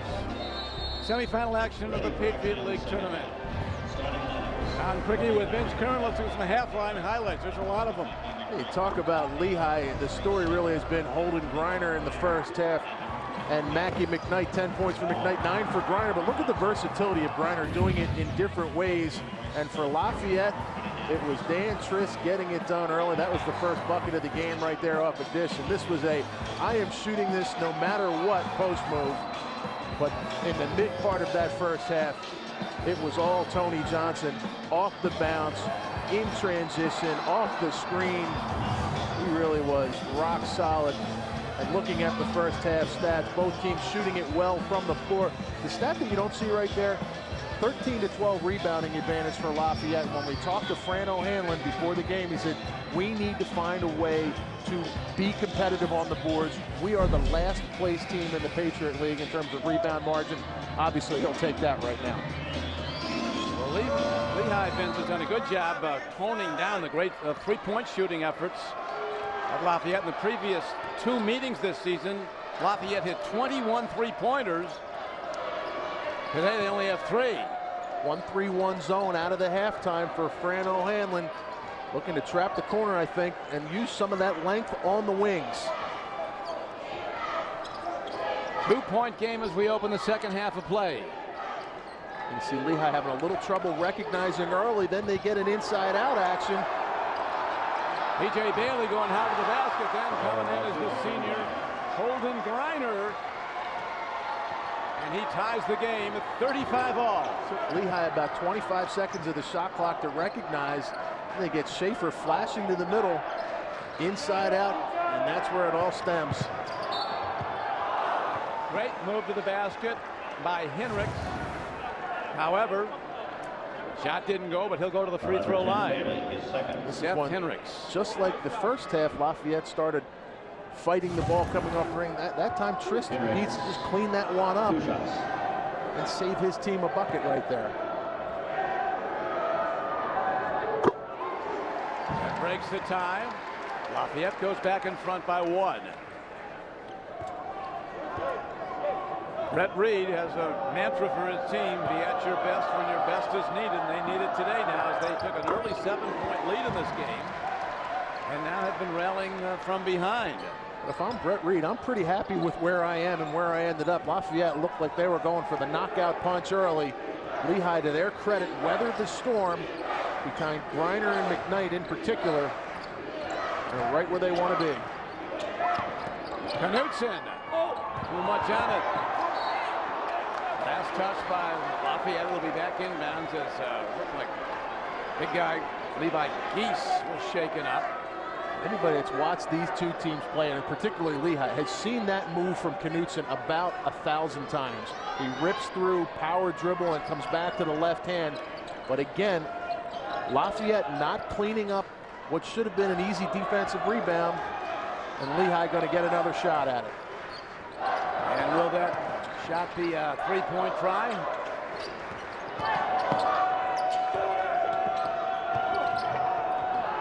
Tipped out. This is Johnson leading the way for Lafayette. Open look. Can't do it better. Seth Hendricks off the assist from Tony Johnson. It looked like Johnson was going to go to Scott, and then at the last second, B.J. Bailey came into his field of vision. He kept the dribble alive and hits Hendricks as the trailer. Nice job by Tony Johnson. Rebound is off the hand of Seth Hendricks. Back to Lehigh. Drops to the basket. And a foul stops play. A horrible foul by Dan Trist to pick up number 3 right there. But look at Tony Johnson. Trist actually does a very good job of running the floor, making Knutson go with him. And that creates the trailer. Getting the wide open look at the 3. But again, third straight possession.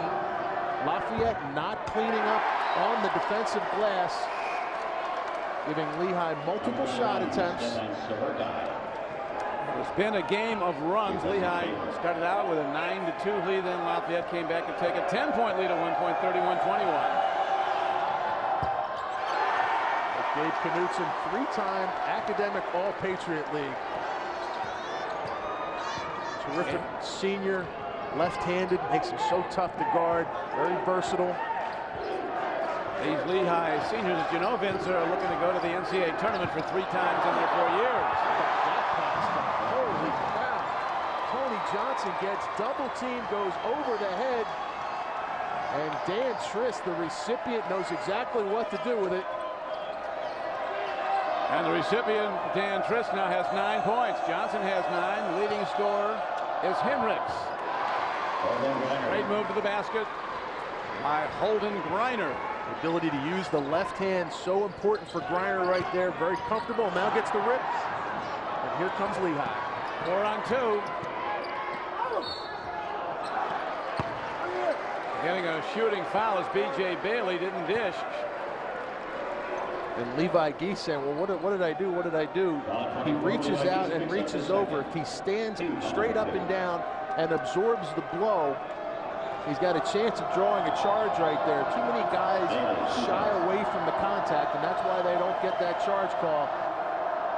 Levi Geese reaching out, easy call for the officials.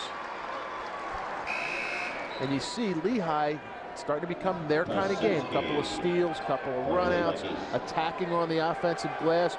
Already 3 offensive rebounds for Lehigh after only 2 in the first half.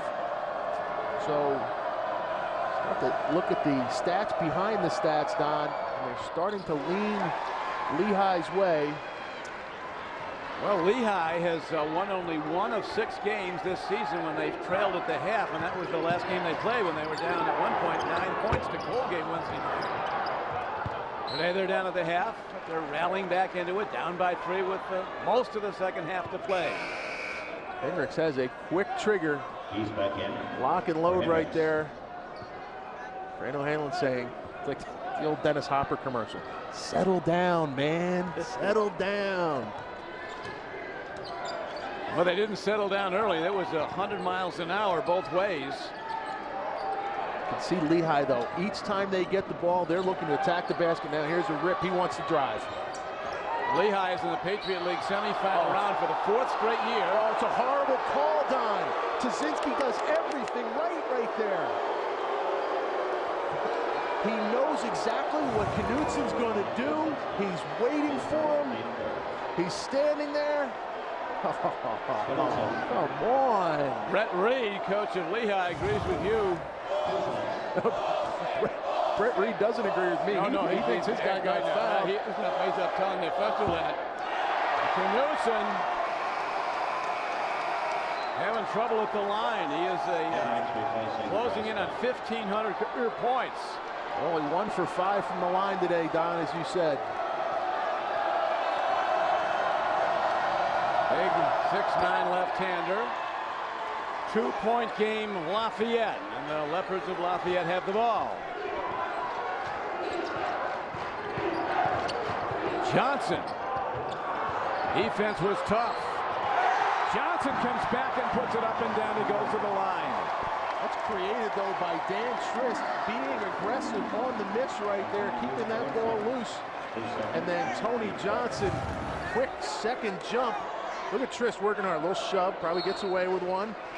And then nifty underneath for Tony Johnson.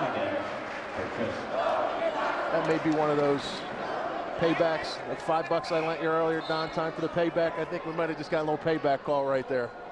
Well, it sends Tony Johnson to the free throw line. This guy, 56% field goals for the season. One of the leading field goal shooters in the country. Tony Johnson, 1 shot. During this 6-game win streak for Lafayette, he's been averaging 21 a game. Man, does he fill up a stat sheet. 11 points, 4 rebounds, 4 assists. The thing that we keep talking about, 56% field goal percentage shooter, leading the Patriot League. So rare that you have a point guard, but he takes good shots, he makes good shots, but he also makes tough shots. And he plays smart. He's, in addition to being an all-Patriot League first-team performer, he's an all-Patriot League all-academic performer, Tony Johnson. Creates shots for teammates. Long ball rims out. Another whistle stops play. He buys the foul call right there. A little flailing arms and histrionics, as a couple of my old coaches used to say. B.J. Bailey, a physical backcourt player. And Tony Johnson. It's a little nudge. I'd say been a few of those. Might have gotten an award for that one. Every possession, sense of urgency. Season ends for the loser. Winner can play on and maybe play their way into the NCAA tournament. There's a foul. Johnson. That wasn't called, but the follow-up play is made by Hendricks. They had Johnson's arm on that reverse drive. It was a terrific catch. Another thread-the-needle pass.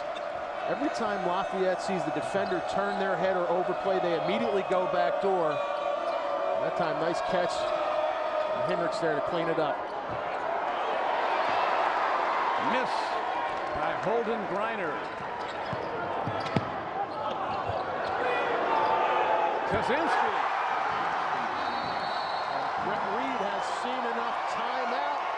Started to feel a little runners there as Lafayette has a couple go in their direction.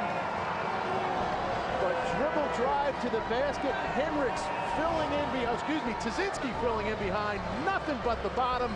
Lafayette 49-40.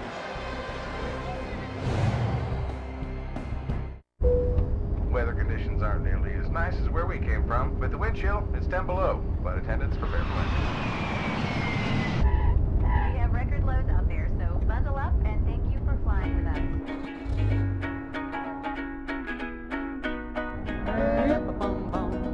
Now with My Buick Remote Start, the new Buick Enclave makes sure you're ready for anything. Just one more way, the new Enclave is smart, made beautiful.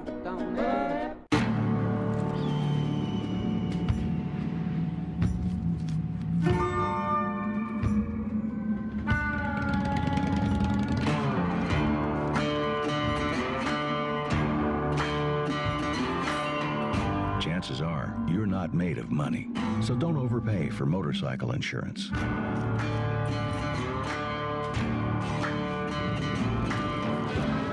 Geico. See how much you could save. Who thinks more is better than less? Okay, why? More is better than less because if stuff is not if there's more less stuff, then you might want to have some more, and your parents just don't let you because there's only a little bit. Right. We want more. We want more. Like, you really like it. You want more. I follow you. It's not complicated. More is better. And AT&T has the nation's largest 4G network.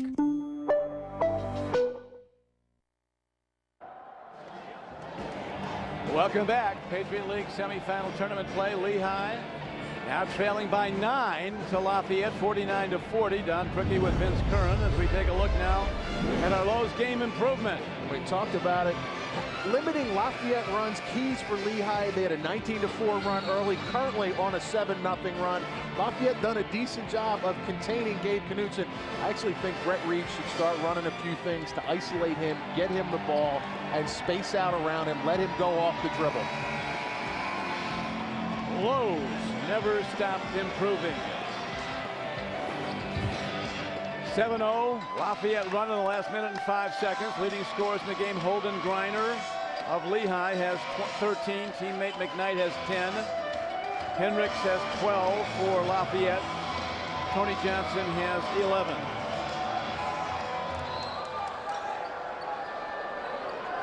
Lafayette with a little token full court pressure right now.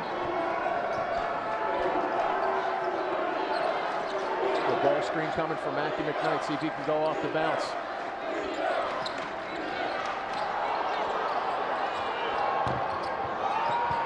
Rebound slapped around. Everybody had a piece of it, and finally coming away with it is Alan Flanagan. He was fouled. Ball screen never came for McKnight, but he still went off the bounce. And you could see Brett Reed was trying to run something to get Gabe Knutson in the low block. Unable to get there. Lehigh gets a pretty good look at it, but ends up ultimately committing the foul, trailing 49-40. Hello, kiddo. We're on the Oregon Trail. You're on a juice cleanse? Must be nice to choose what you eat. As if the snow rolls in, there's a good chance I'm making a meal out of your little great-great-uncle here.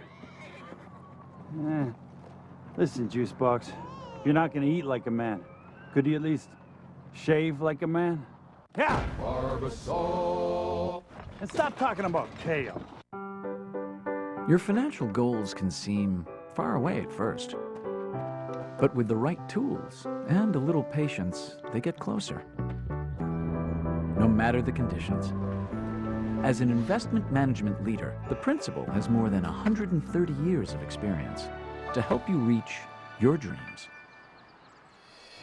Learn ways to build, grow, and protect your financial future at dreamagain.com and contact your advisor. Wish the tournament lasted longer. I'd love it here. Longer? Longer it is?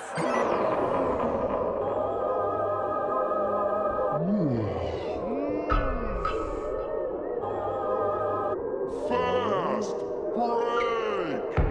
How can you tell? Buffalo Wild Wings, wings, beer, sports, and the official hangout of March Madness. Wrong button. Stay tuned for more NCAA basketball action at 4:30 Eastern Time. Army takes on Bucknell in the second Patriot League semifinal. At 6:30, Xavier battles Butler in a big A-10 matchup. And at 8:30, Nevada meets Colorado State. It's NCAA basketball on CBS Sports Network, the 24-hour home of CBS Sports. They're ramped up here at the Kirby Sports Center. 6 straight wins and counting for Lafayette, and they're up in this one on their home floor. 4:30, the top-seeded Bucknell Bisons will be hosting the Cadets of West Point. But no upsets in the first round, Don. 1, 2, 3, and 4. The ball movement, looking for that three. Great look. Tony Johnson gets a quick look and makes it count. Created by Dan Trist on the other side of the floor. Good skip pass through. Tuzinski doesn't hold it for more than a split second. Knutson late on the closeout. And Tony Johnson continues to impress. Well, he's got 14, Vince, number one scorer in the game. It's the biggest lead of the game for Lafayette, 52-40. Get the big fellow the ball. 42 in Brown, has to get a couple of touches. Miss by Griner, rebound by Henricks. And now will Lafayette settle it down and run into the shot clock. Hey, one thing is, cue the Globetrotter music right now. Curly Neal out there. Sweet Georgia Brown. We got a lot of people hawking the ball. They've got to make plays to get back in this game, the Lehigh Mountain Hawks. Actually saved. I thought that one was going out of bounds. Lehigh with a little run and jump, trying to trap the ball out top. Very good foul by Tuzinski. He'll make a big guy, Gabe Knutson, go to the free throw line. And Lafayette, we talk about the ball movement. Dan Trist, very crisp, boom, boom, boom. Everybody got a touch. Tony Johnson ends up wide open in the corner. Knutson late on the closeout. And as you just said, good foul by Tuzinski, not giving up the layup. I thought they were going to give Knutson 2 shots. They don't. That makes it a really good foul. Forcing Lehigh to reset. Just didn't on the ball ruled he was not shooting. So right now it'll be inbounded by Mackie McKnight. 12-point-a-game junior from New Orleans, Louisiana. Lehigh needs buckets, down by the biggest margin of this game, a 12-point deficit. Dangerous in there. Not for the faint of heart by any stretch, Don. It looked like there was a pretty good screen. It was screened off by the official. Didn't see who it was, but there was a back screen. Good fake by Bailey. 1, 2. Who's going to foul me? On the ball, but when you get the defender in the air like that, you've done your job. And B.J. Bailey earned himself 2 free throws. Tuzinski called for the foul. That's his second of the game. There are 5 team fouls on Lafayette. There are 4 in Lehigh. And you see Fran O'Hanlon rotating guys in. It's almost like a hockey game. I think if he could switch on the fly, he would just send guys in and out of the game. But he's a coach that uses substitutions to maintain tempo, to maintain pace, and to dictate getting things set up for his team. A big development, though, in the second half. The Lafayette team, not known for its defense, is really denying good looks from Lehigh. They're not getting many good shot opportunities. Well, I think part of it is when their offense is going the way it has been going, really puts pressure on Lehigh, and Tony Johnson's starting to feel it a little bit. That's the 18th missed shot for Lafayette, 9th offensive rebound. Team last in the Patriot League in rebounding, has rebounded half their misses. Great reject. Coming up to slap the ball back is Holden Griner. Might be the only way to stop Tony Johnson, as he does a nice job cutting back door. Griner rotating over and saying, get it out. Tony Johnson with the ball. He would play for anybody, any ranked team. Well, he is really good. Shows the value of seniors, experience off the bounce. You called it, Don. Right on cue, huh? He's got 16, leads all scorers. And it's again a 12-point lead for the Leopards of Lafayette. Lehigh, 2 of 9 shooting, Vince, in the second half. They're just out of sorts. Outlet, Henricks. He'll shoot 2. Good foul by Mackie McKnight. That's a terrific look by Tony Johnson, but the 50-50 balls and the energy plays all going Lafayette's way right now. And speaking of going Lafayette's way, Tony Johnson with the crossover. And look at Dan Trist screening off Gabe Knutson so no shot blocker can show up. And Tony Johnson gets a much easier look at it than he might have otherwise gotten. And timeout for Brett Reed, sensing that Lafayette has it going their way. Lafayette on fire the last 6 games. 78 points per game. We talk about Lehigh being a team that's led the Patriot League in scoring. Lafayette, a team that likes to fill it up and can do it in a hurry, as witnessed, I should say, Don, by another run, 12-2, to open this up to a 12-point cushion. Well, point cushion again it is. Last season, Lehigh won the Patriot League tournament, defeating Bucknell. Lehigh defeated Lafayette in a semifinal game to get there. And this 12-2 run started on the play in the post where Hendricks comes over, gets that tough foul call on him, and Lafayette, to their credit, doesn't go back into their shell. They show a little resilience. They attack on the other end. They've got the senior point guard, Tony Johnson, getting it done, and Lehigh just can't seem to get into any kind of flow offensively. Lafayette, a team, as we talked about, not known for killing you with their defense, but they've done a pretty good job here in the last 5 or 6 minutes of this half. They have Hendricks at the free throw line. He's had 7 20-point games so far this season, 13 today. Seth Hendricks from Clara City, Minnesota. He's a sophomore. Had 20 against Holy Cross Wednesday night.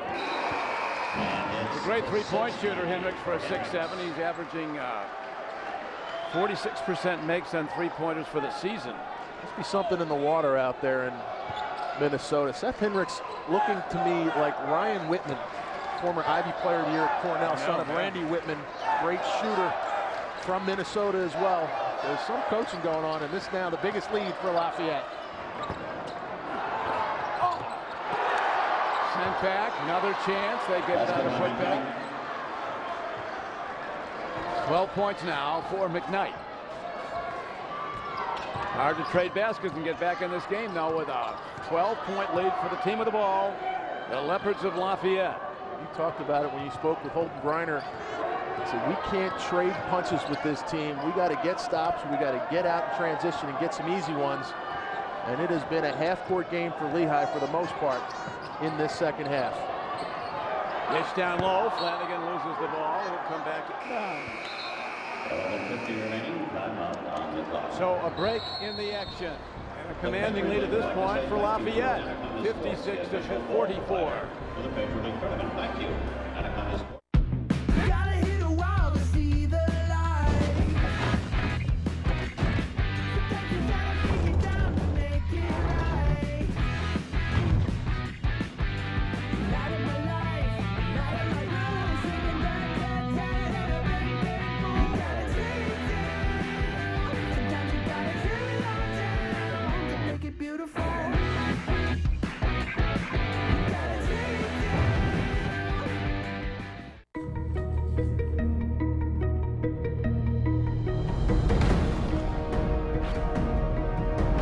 Take notes on the spot.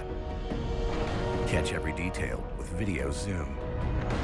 And now, run 2 apps at the same time on the same screen. The freedom to do what you want, when you want. Let's go again. With the quad-core powered LG Optimus G. Available on AT&T. Here we go. Napa know-how? Helps you do the job right. Try it. Make sure factory timing marks line up correctly. Okay. And inspect the cam and crank seals. But what if I have a really big project? Frank, need the know-it-all. I know axles, radiators, brake systems, starters, come on! Compressors, electrical systems, bring it! Thanks, Frank. You know we have keychains, too. Oh. Hello. And we welcome you back to Lafayette. 11:50 to play in the semifinal game of the Patriot League. 56-44, Lafayette in the lead. Lafayette on a 14-4 run right now. It's woke them up. You gotta start hitting threes here. Well, Lafayette's done a terrific job in the second half, led in particular by Tony Johnson, 16 points, 6 rebounds, and 4 assists. And you can see he's got the ball in his hands a lot, finding guys with easy passes, finding guys with tough passes, rebounding misses, getting stickbacks, doing it all. Tony Johnson, no surprise, first team All-Patriot League. He has been spectacular. He has, he's just a tremendous player in every aspect of the game. He totally leads his team, a first-team All-Patriot League player, a first-team All-Academic player from Folsom, California. Hendricks pulling up off the bounce. 14-point lead for the Lafayette Leopards. Using his length to get into the position where he can rise up over the defender. We saw Griner do that a couple of times in the first half. That time Hendricks gets somebody off balance and then raises up. Great move to the basket. Held ball. Arrow goes the other way. It's a good call. I think Hendricks was trying to actually call a timeout. The official says, no. That's not a timeout. That's a tie-up. Got that one right. Jump ball. Lafayette going to get the possession. You can see that last shot by Mackie McKnight. Sometimes you think, oh, I can get all of this back at once. You got to take your time. Let it come to you. There's Tuzinski. He can launch. Everybody in the game. Lots of touches on this possession. Johnson shoots 2, fouled in the shot. Man, the spacing that time for Lafayette was really good. And at the end of the shot clock, you get Dan Triss flashing strong side post with a man on his back. It looked like Schaefer was coming down on the double when that happened. He kicks out, and Tony Johnson, again, so quick to react, gets into the lane. Vince Curran, you were talking about Lafayette having a problem rebounding, but today they have 25 rebounds to 18 for Lehigh. That's spectacular if you're Fran O'Hanlon. This team making all the energy plays, and as we talked about, I think their offensive efficiency in the second half has made their defense that much better. Lehigh can't seem to get into anything right now, and one of the things that if Lafayette weren't as efficient as they have been offensively, Lehigh would be looking to get out and run. They'd get misses and run. As Tony Johnson makes the second free throw.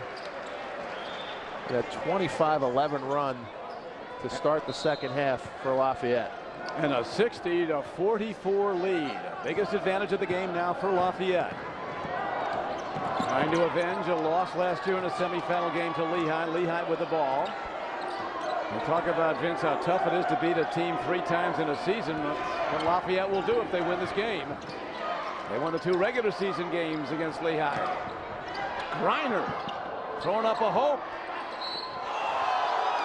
Geese rejects, but there's a foul call on Lafayette. We'll talk about B.J. Bailey and how physical he is from the guard position.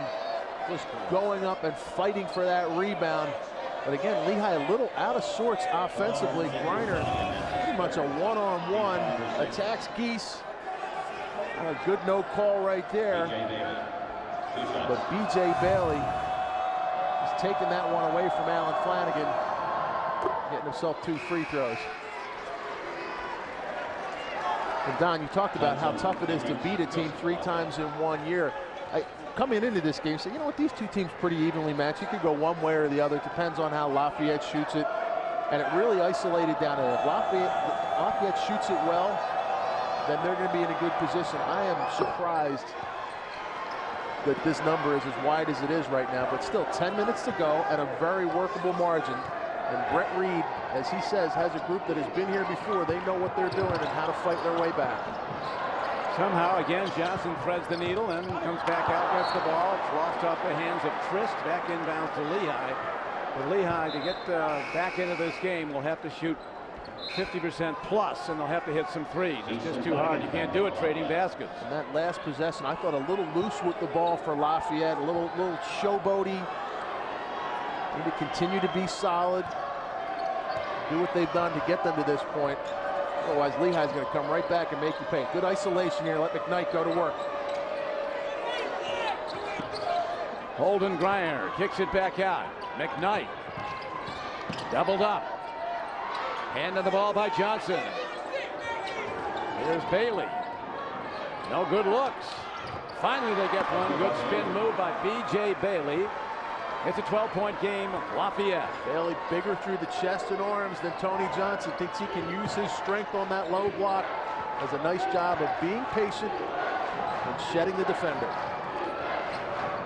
Coming up next on the CBS Sports Network,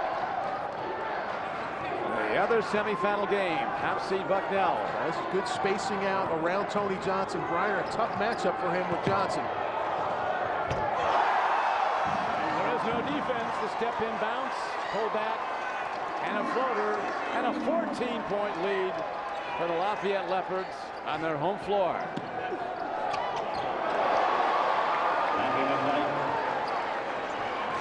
And the talked about it in the first half, how Lehigh started to get it going by attacking the basket, using some post moves. Possession before, Bailey on the post up. That time, Mackie McKnight off the bounce. And again, Griner on Tony Johnson. And this is the right thing for Lafayette to do. Space out, let him attack. Griner off the bounce. Not that Griner's a bad perimeter defender. It's just, see, now that's what they were looking to do. They were looking to get the switch back. Rebound. Here's a long ball by Flanagan. He's off the mark. And down with the rebound is Bailey for Lehigh. Holden Griner knocks down a three. How badly they need it. He can be an unstoppable street shooter. First name Holden. I asked him before the game, was your mother a fan of Catcher in the Rye? So that's where he comes from. There you go. And Fran O'Hanlon said, you know what? I can see momentum going the other way. I'm going to call myself a quick timeout right here. We talked about Lehigh attacking off the bounce. Mackie McKnight getting into the lane, collapsing the defense. And then ball screen. Man goes behind. Flanagan and Griner rises up over top. Griner, high point man now for the Lehigh Mountain Hawks. He has 16. High point man of the game is Johnson. He's got 20 for Lafayette. Tony Johnson. On Quickie with Vince Curran. Semifinal action of the Patriot League tournament. The executive director of the Patriot League, Carolyn Tomovich, is here. A great league in a lot of sports. Football, hockey, women's sports. Very comparable to the Ivy League. Elite academic institutions with great focus on athletics. A terrific atmosphere here today. The kids are into it. Both teams well represented. A lot of energy and very, very good basketball.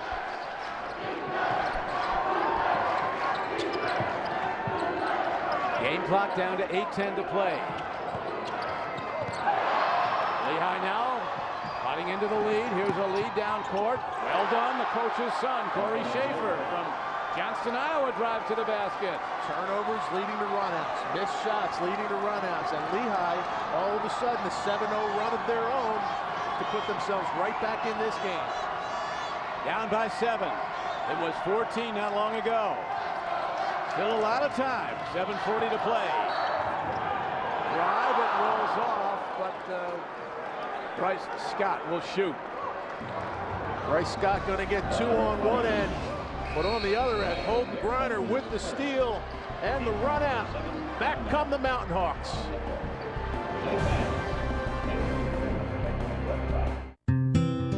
You do a lot of thinking on a bike about your life, family, your dreams.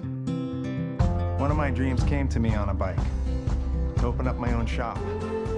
So what happens when you complete a dream? Well, you just start thinking of the next.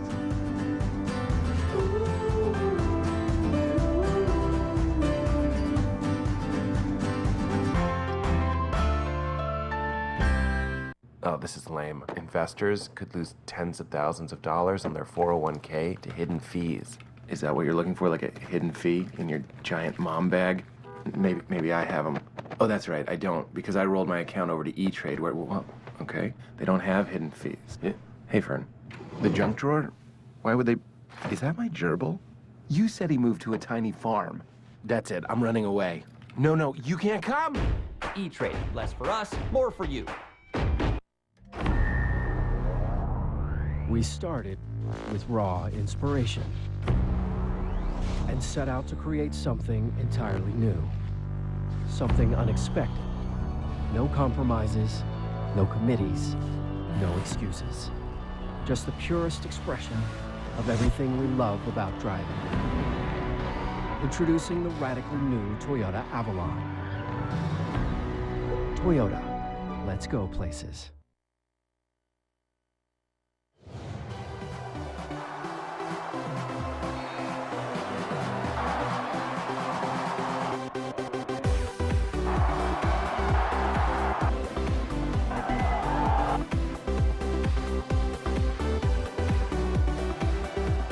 Quickie with Vince Curran. Patriot League semifinal action tournament play. Lehigh rallying back, down by 14 not long ago, as we take a look now at the AT&T game summary.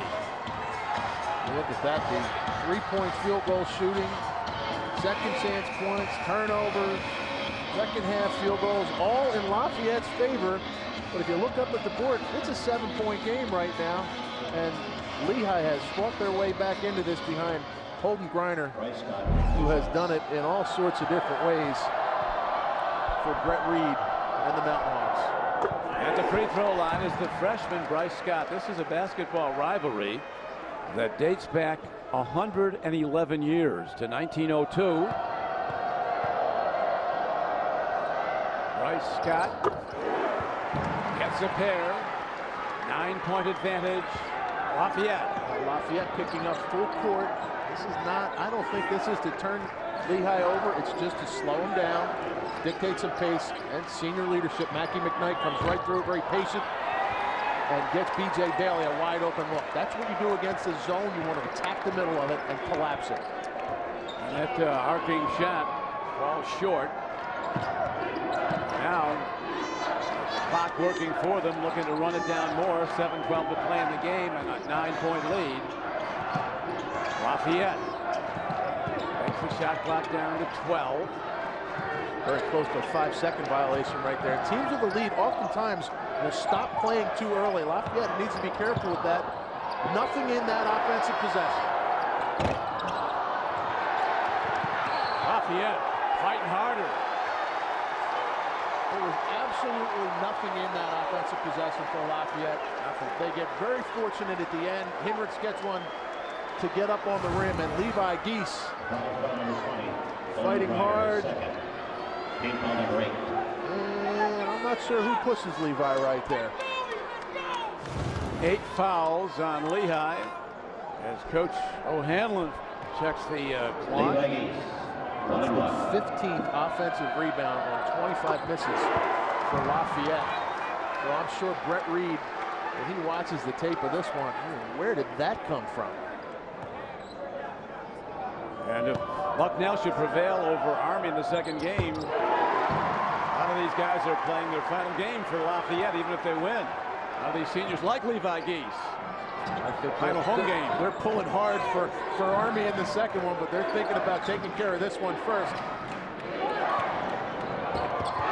A lot of air under that one. A high arcing shot by Severkai, the Canadian sharpshooter.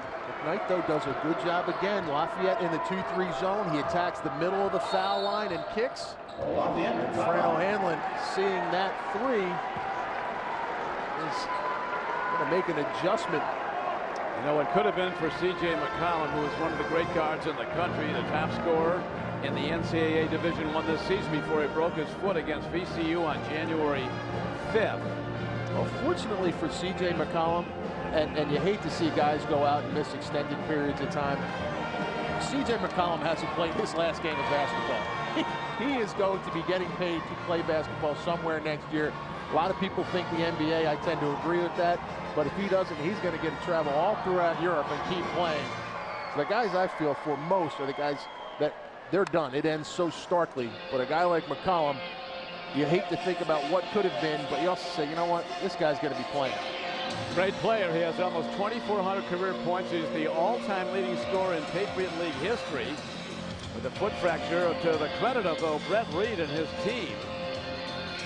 Lehigh is 12-4 since he went out on January 5th. That is almost unfathomable. I mean, it is a testament to how well prepared Brett Reed gets his team. It's a testament to how all the other guys have rallied around that situation. And again, especially Holden Griner. He's a guy that I think really has stepped up into a starring role, whereas last year he was in more of a complimentary role. And he has earned his scholarship over the course of these last 16 games. And there's the boot. Das Boot for C.J. McCollum. Yeah, he had a surgery on the foot. A pin was placed in the fracture. Doesn't look like he'll be back wearing the boot at this late date. We're hoping to get him back sometime in the tournament. Nice Scott. Lehigh's got to bring the defense out on the ball. 5 to shoot, partially deflected. Shot clock violation it is. How's the shot clock reset? Shot clock. That's what the Lehigh bench is saying right now. Fran O'Hanlon is saying Tony Johnson got fouled on the free throw. That cannot be reviewed, but I think what they're going to go over and look at right now is what's the timing on the shot clock. Put a little music on for Fran O'Hanlon. Get a little dancing in the huddle while he's at it. Well, whoever comes out of the Patriot League and goes to the NCAA tournament, the big powers are wary. Wasn't that many years ago that Bucknell upset Kansas? And then last year, it was Lehigh beating the #2 seed Duke in Greensboro. Certainly some success within the league. I can see how you might want that foul call if you're Fran O'Hanlon, but I don't think it's a foul. And it looks to be 4 seconds or so on the shot clock, or maybe it's 9, but we'll know in about, 9 seconds. And they put 3 on there. So there you go. That's a lot less than 35, which was on there. That could have been a knockout punch, that long ball by Tusinski, but the rebound comes off to Lehigh. And he gets a relatively open look at it when Lehigh knows they're coming in, got to get one right in the air. Griner's got to get touches. He's the go-to guy when the heat's on. He's not seeing the ball. And one driving to the basket is Mackie McKnight. And you could see Lafayette on the ball screen go behind on McKnight so that they're not as worried about him shooting the 3. They're worried about him off the bounce. And then at the end of the possession on the other side, he just attacks up the chest of Hendricks. Easy call for the officials. McKnight has 17 points, and now it's a 5-point game, Lafayette. Surprised Gabe Knutson's been on the bench as long as he has. Only has 3 fouls. I think Brett Reed, seeing how well Lafayette is doing with this small lineup, they get a few more ball handlers and shooters out there. It's going up from the man from down under. Rolls off, rebounded nicely by Holden Griner of Lafayette. Good recognition. They get Schaefer on Trist in a mismatch. Trist just not able to knock it down. Counted and one. Oh, they're waving it off. They are waving it off now. Oh, that is such a tough call for Mackie McKnight. We talk about guys absorbing the blow. It looks like McKnight does a pretty good job of avoiding the contact. Brett Reed is furious. He should be. That's a tough call. I think that one's a play on as Mackie McKnight gives the Lafayette Leopard a little kiss. 5-point lead. Lafayette, the 5-point advantage in the ball. Trist looks for a cutter. Game clock down to 4:46.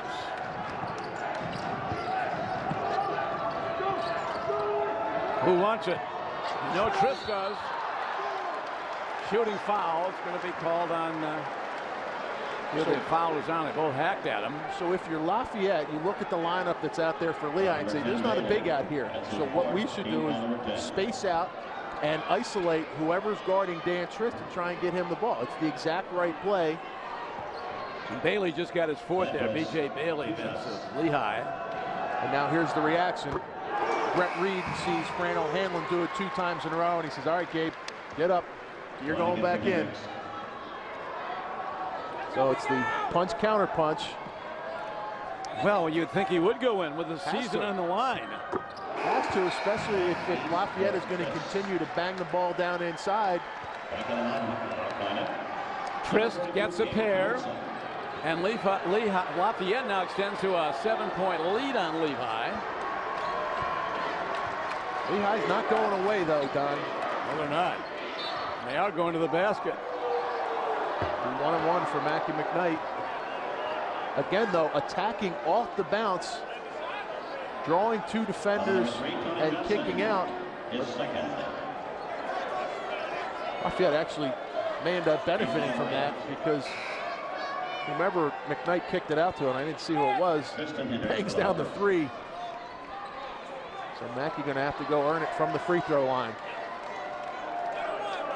The win over Colgate on Wednesday night was the first time this season that Lehigh won a game when they trailed at the half. Trailed at the half today.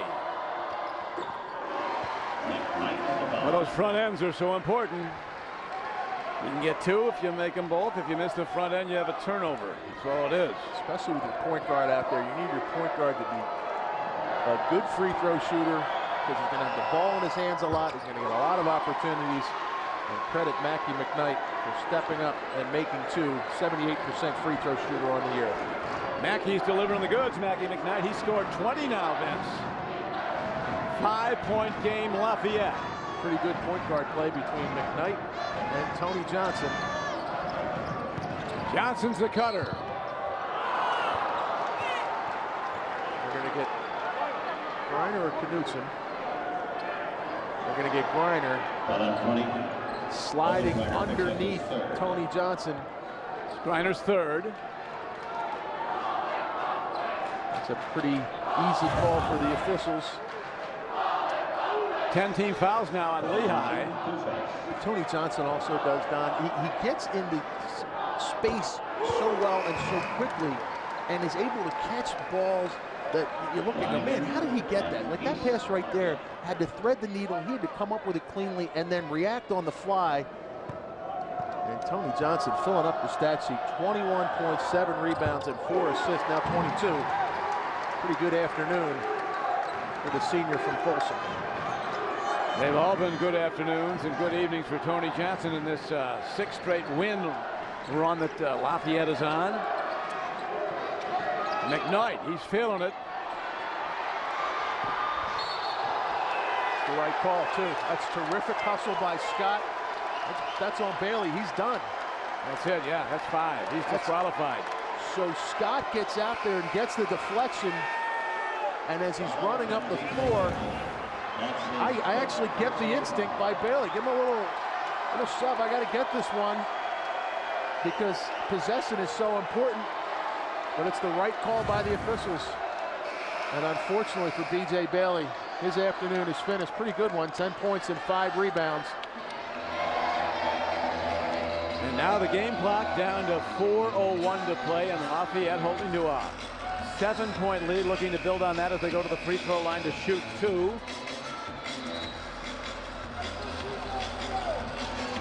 4:30 Eastern time. It'll be Bucknell hosting Army in the other Patriot League semifinal game. The winner of this will play the winner of that. Bucknell, if they do beat the Cadets, would be on the home court as the highest seed. Here's the freshman, Bryce Scott. If Lafayette wins today, the Leopards will be 11-3 since they put Bryce Scott in the starting lineup. And I asked the coach, Fran O'Hanley, said what he does is he just energizes us defensively. Our whole defense picks up. And he also likes the fact that he can bring Tazinski off the bench for some instant offense. So sometimes it's about chemistry and how guys play together. And Lafayette certainly doing a good job of that right now. 9-point lead. 9-point lead and diminishing time. Knutson goes to the basket and he is fouled. Before he shoots, there's a timeout on the floor with Lafayette in the lead, 72-63 on Lehigh.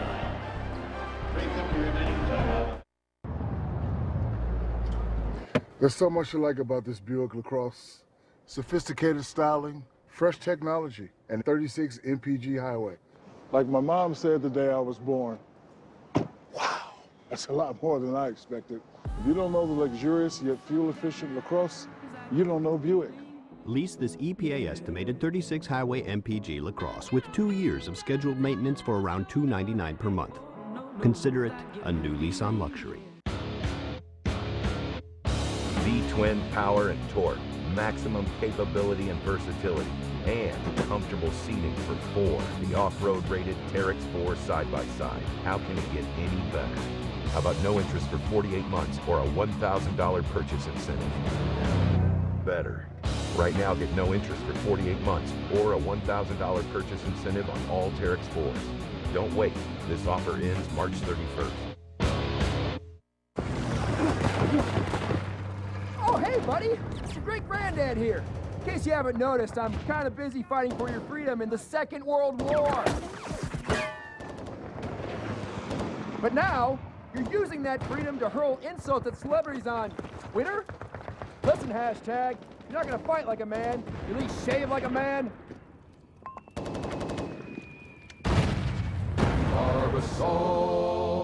Stop LOLing everything. Lafayette up on Lehigh, 72-63. Leopards looking to take out the Lehigh in 3 straight meetings this season. This one is a season ender for Lehigh if they lose. The defining player in this game has been co-captain Tony Johnson of Lafayette. He's been spectacular. And we talk about, Don, how versatile he's been. He creates the play right there off the dribble, rebound, stick back. Oh, you know what? Give me the ball in the corner. I'll bang down a 3. You know, let me go off the bounce again. And you see Dan Trist clear out some space for him. Tony Johnson has done it in several different ways, and he has completely stuffed the stat sheet, as we talked about. 7 rebounds and 5 assists to go with his 22 points. And in this win streak of Lafayette, 6 straight, working on 7, his shooting percentage has been extraordinary. Last 5 games, he's 70% field goals. We talked about that a little bit earlier, leading the conference in field goal percentage to boot. That certainly has helped him at 70% over 6 games. Not a bad way to go either. And Knutson, 70% free throw shooter on the year. Was 2 for 6, now 3 for 7. Working his way back. The day is done. Some of these seniors will have played their last college basketball game. Right now, Lehigh's looking at the end line. Trailing by a 72-65 count with 3:38 left to play. Surprised me to see Lehigh in a postseason tournament. 21 wins. Lafayette, I think, needs another win to get themselves there. 9 to shoot. And a wisely called timeout. Good defense by Lehigh. We talked about the trap earlier as Lehigh extending their defense and trying to get the ball out of Johnson's hands. Trap, forcing the timeout. Question is, the Patriot League a one-bid league? It probably is. If your RPI is outside of 32, very unlikely it'll be an at-large team. Other than I think the only one you could really make a case for would be Bucknell, but they would have, in the committee's eyes, a couple bad losses. At Penn State would be a bad loss for them. Princeton at home, I believe it. No, Princeton was at Princeton, so that's not a great loss. And if they were to lose, they'd have another loss against a lower RPI team in either Army, Lehigh, or Lafayette. So I think it's tough to make a case for Bucknell as an at-large. Well, the hard truth is, if you have a 54 RPI, you're not going as an at-large team. Not a chance. Here's what I would tell you, though. If they did get in as an at-large team, it would not surprise me one bit if they were to win a game. Ask Kansas. They ran into Bucknell a few years ago. They got an NBA-level player in Mike Muscala, and you can build around that. Well, there's a good look to the basket. No bucket, but there's a foul called. And Lehigh will shoot with 3:09 to play, and the Lehigh Mountain Hawks down by 7. Again, Lehigh attacking off the bounce. Mackie McKnight. Strong physical drives. Dan Trist doesn't get his head around quickly enough and picks up his 3rd. And despite the fact that it's felt like for the last hour, it's all gone Lafayette's way, it's a 2-possession game with 3 minutes to go. You can see Brett Reed, sure he's churning on the inside a little bit. Looks up there and says, yeah, down 6, 3 minutes to go, plenty of time. McKnight certainly shouldering his portion. He brings it to a 5-point deficit for Lehigh. He has 22 points on 8 of 8 free throw shooting. I would expect before this is all said and done, Tony Johnson might find his way to the free throw line a couple times where he is an 83% free throw shooter. As this game wears on and as Lafayette looks to run the clock, they've come out of their offense a lot. We talked about it a couple minutes ago, Don. Some teams tend to stop playing too early. Lafayette is trying to draw some clock. It's clean. Be a blocking foul, though, called on Corey Schaefer of Lehigh. Scott back to the line. Not to cast any aspersions toward my man Bryce Scott, but I'm kind of shocked that Tony Johnson wasn't the one with the ball in his hands as that shot clock was winding down. Scott's a guy they like at the stripe late in the game. He's an 82% free throw shooter. Gets another one. 7 of 7 on free throw shooting for freshman Bryce Scott. It's Scott at 82%, Hendricks at 77%, Tony Johnson at 83%, Tazinski at 76%. So good free throw shooters on the floor. Levi Geese at 57%. So if you're Lehigh, you know who you want to go after. If you have to foul. Here's McKnight. He's going to the basket as soon as he can. Almost lost it going to the basket.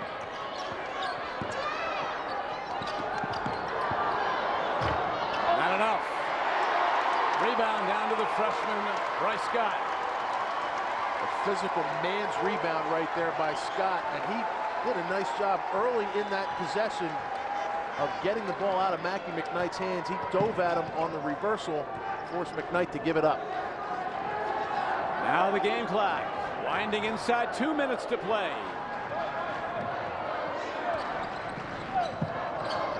We're showing a lot of confidence in Bryce Scott, the freshman. 5 seconds, very close to 5 seconds. Knutson taps the rebound out. That's a terrific job by Knutson on the switch, playing Bryce Scott. I thought he was, could have easily been a 5-second call, but Levi Geese needs to convert that one. 7-point lead, has a chance to extend it to 9. That's an easy one. Instead, as you were saying before, Don, chance to put a few points on the board without any time coming off. Now 10 team fouls for Lafayette, so Knutson's going to get 2. Patriot League now all full scholarships for athletes.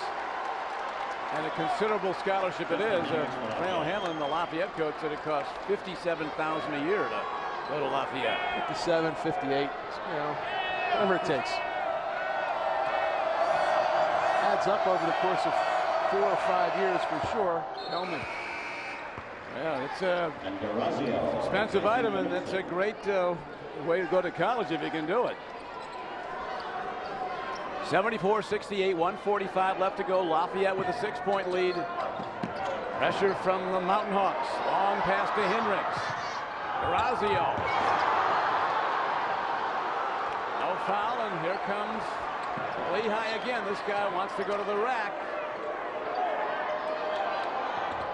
Not enough on the shot off the hand of Holden Griner.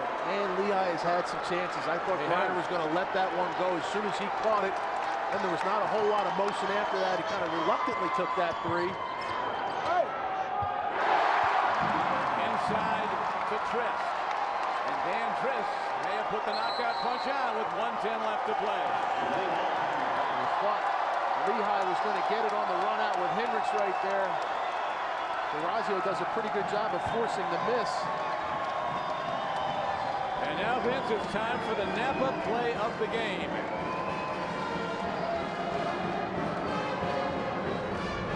Here it is, the Napa play of the game. The thing that you notice about the Napa play of the game, everybody gets a touch. 1, 2, 3, 4, 5. Ends up with a wide open 3 in the corner, and Tony Johnson, shocking, knocks down another one. Tony Johnson having another big game. They're all big games for Tony Johnson. He's got 22 points on 8 of 16 shooting. Got 8 rebounds, 4 assists. 8 rebounds from your point guard means he is beating everybody to the ball on long rebounds. He's mixed it up inside a couple of times and gotten those rebounds in traffic. But normally when you see that many rebounds from your point guard, that means he is beating the other perimeter players to the ball. And Lafayette now in his zone. 1-3-1 zone coming out of that timeout. And you could see Lehigh wanted to get the ball to Knutson. I think Fran O'Hanlon knew that was coming and tried to take that away.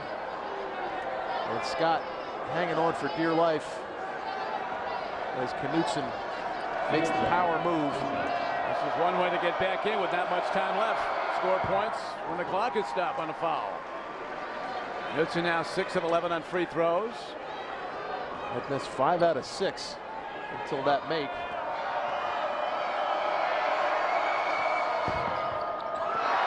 is out. Nice cat rebounds. He's looking to go to the line.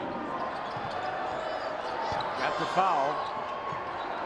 They have to foul. That's the guy you wanted to get. Once Keith had that ball, I'd have gone after 50 him. seconds left, and you're down by 7. Take way too much time off the clock right there. 18 seconds took off.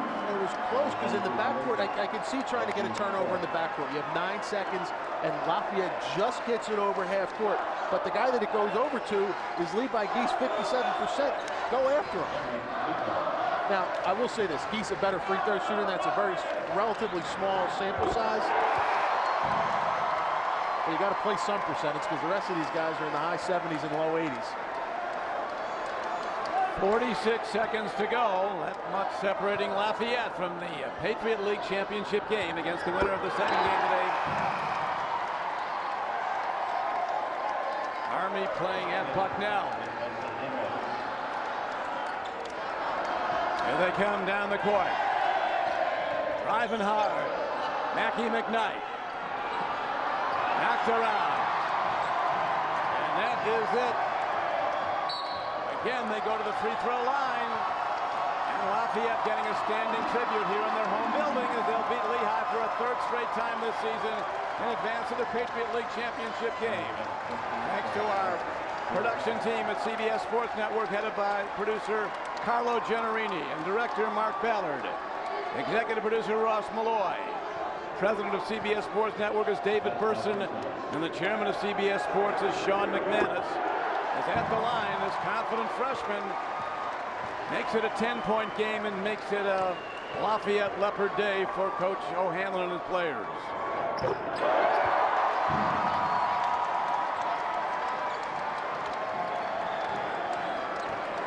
Lehigh out of time, out of hope at this point. Ball tipped away, no foul. 22 to play. Johnson fighting, and finally a foul is called with just 16 seconds to go. Brett Reed was saying no foul, no foul.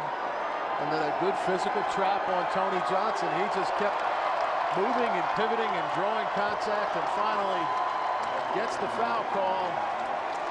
And is there a more fitting player to have out there shooting the final couple free throws for Lafayette than Tony Johnson? He has been spectacular this afternoon. Now 23 points, 8 rebounds, 4 assists. Game was tied early in the second half, 35 all. Then Lafayette went on an 18-4 run to lock it up. We kept talking about it in the open and throughout the first half, how important it was for Lehigh to avoid letting Lafayette go on any long runs. There were several, and the result is going to reflect it as Fran O'Hanlon brings a couple subs in to get them a few minutes in the Patriot League tournament. And so today, the tremendous careers at Lehigh of Holden Greiner and Gabe Knutson, our 2 senior leaders, will end. Lafayette marches on. 82-69. A win by commanding margin for the Leopards of Lafayette. A handshake with Brett Reed and Fran O'Hanlon. And Lafayette just seemed to have every answer for Lehigh today, as Gabe Knutson not only getting handshakes and hugs from Lafayette, but from his fellow seniors and teammates who appreciate everything that Gabe Knutson, Holden Greiner, and C.J. McCollum have done. Fran O'Hanlon, you can see he stopped, said a little something to each one of those kids. What great years and careers they had. So Lafayette advances to face the winner of Bucknell and Army on Wednesday. And I'm sure Fran O'Hanlon is screaming for Army right now. He doesn't want to leave Easton. That is the story. For Vince Kern and our entire crew, this is Don Quickie saying so long from Easton, Pennsylvania. For scores, highlights, and features and more, go to CBSSports.com. This has been a presentation of CBS Sports Network, the 24-hour home of CBS Sports. Now let's send you to our New York studios and Adam Zucker.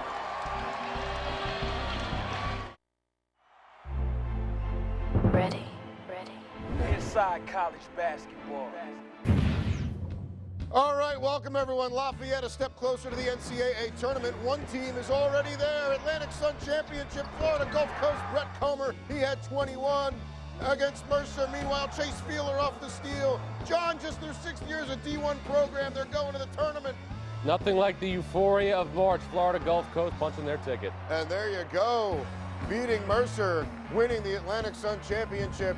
The first of the many teams who will be punching their tickets, continuing their destinies, whatever you want to say, over the next 10 days. Welcome, everyone, back into our studio. Adam Zucker, Ala Abdelnaby, and John Rothstein. And meanwhile, the rivals got together in Easton. Lafayette came away with the win. Did a very tough thing, too. It's tough to beat a team 3 times in 1 year, and that's exactly what the Leopards did as well. What I was impressed with was their defense, their energy. They out-rebounded Lehigh as well. Beat them in all facets today, John. Very disappointed for Lehigh, a season that started with so much promise, so many high expectations after last year's run in the NCAA tournament. Cut short, there will be no return to the field of 68 for Lehigh, a season full of storylines. The biggest one, obviously, the health of C.J. McCollum. Yeah, and what he will do next, of course, with his great future, great potential as well. Of course, our immediate future, 4:30 Eastern time, Army against Bucknell. And when they got together most recently, Ala, it was a 2-point game. Got to go to Lewisburg this time. And I love this matchup, the battle of the big guys, the 2 of the better big guys in the Patriot League. Ella Ellis for Army bringing in 17.5 points, and Mike Muscala, we saw on your screen right there, averaging 19 points per game. He's probably the premier big man, but Ellis is, I'm sure, is going to have something to say about it as well. All right, that one coming up, of course, at 4:30 Eastern. Lehigh and Lafayette, that is one unique rivalry. Syracuse and Georgetown is another. And the final scheduled meeting as Big East rivals today in D.C. Syracuse on their way to the ACC. Who is that guy? Yeah, Big John Thompson was there. Syracuse wasn't there. Devontae Smith-Rivera with the steal and the layup. Georgetown pulled away in this thing, John. Here's Markel Starks from way out. He was huge, a big lift from Starks and Devontae Smith-Rivera today for the Hoyas. Again from 3, he had 19 points, 5 of 9 from downtown. Syracuse lost to Georgetown up in Syracuse, but this was just a runaway by the Hoyas. Yeah, and Georgetown threw a nice party. They were considerate, had it catered, but yet Syracuse did not show up for the party today. No, and how about that? 39 points, the fewest ever scored under Jim Boeheim. Georgetown, top seed for the Big East tournament. Kentucky off this loss to Georgia, but hey, big chance. Knocking off a number 11 ranked Florida team. Patrick Young for the Gators gives them the lead. And then Scotty Wilbekin with under 8 to play extends the lead to 7. But Kentucky would not fold, John. Now you see Archie Goodwin getting in the passing lanes. The Wildcats were desperate. They played like it. Archie Goodwin with 4 steals, 16 points. And then final seconds here, Kenny Boynton with a chance to tie the game or take the lead. They can't get the shots to go. Kentucky gets a major victory. 2 sharp-looking Big 12 teams, Kansas State and Oklahoma State. Nino Williams and K-State on a 20-5 run to open the second half. But Oklahoma State within 2 here. LeBron Nash had 24. Cowboys tie it up. Kansas State up 1. Alla, it's Magruder. Well, where's Wally?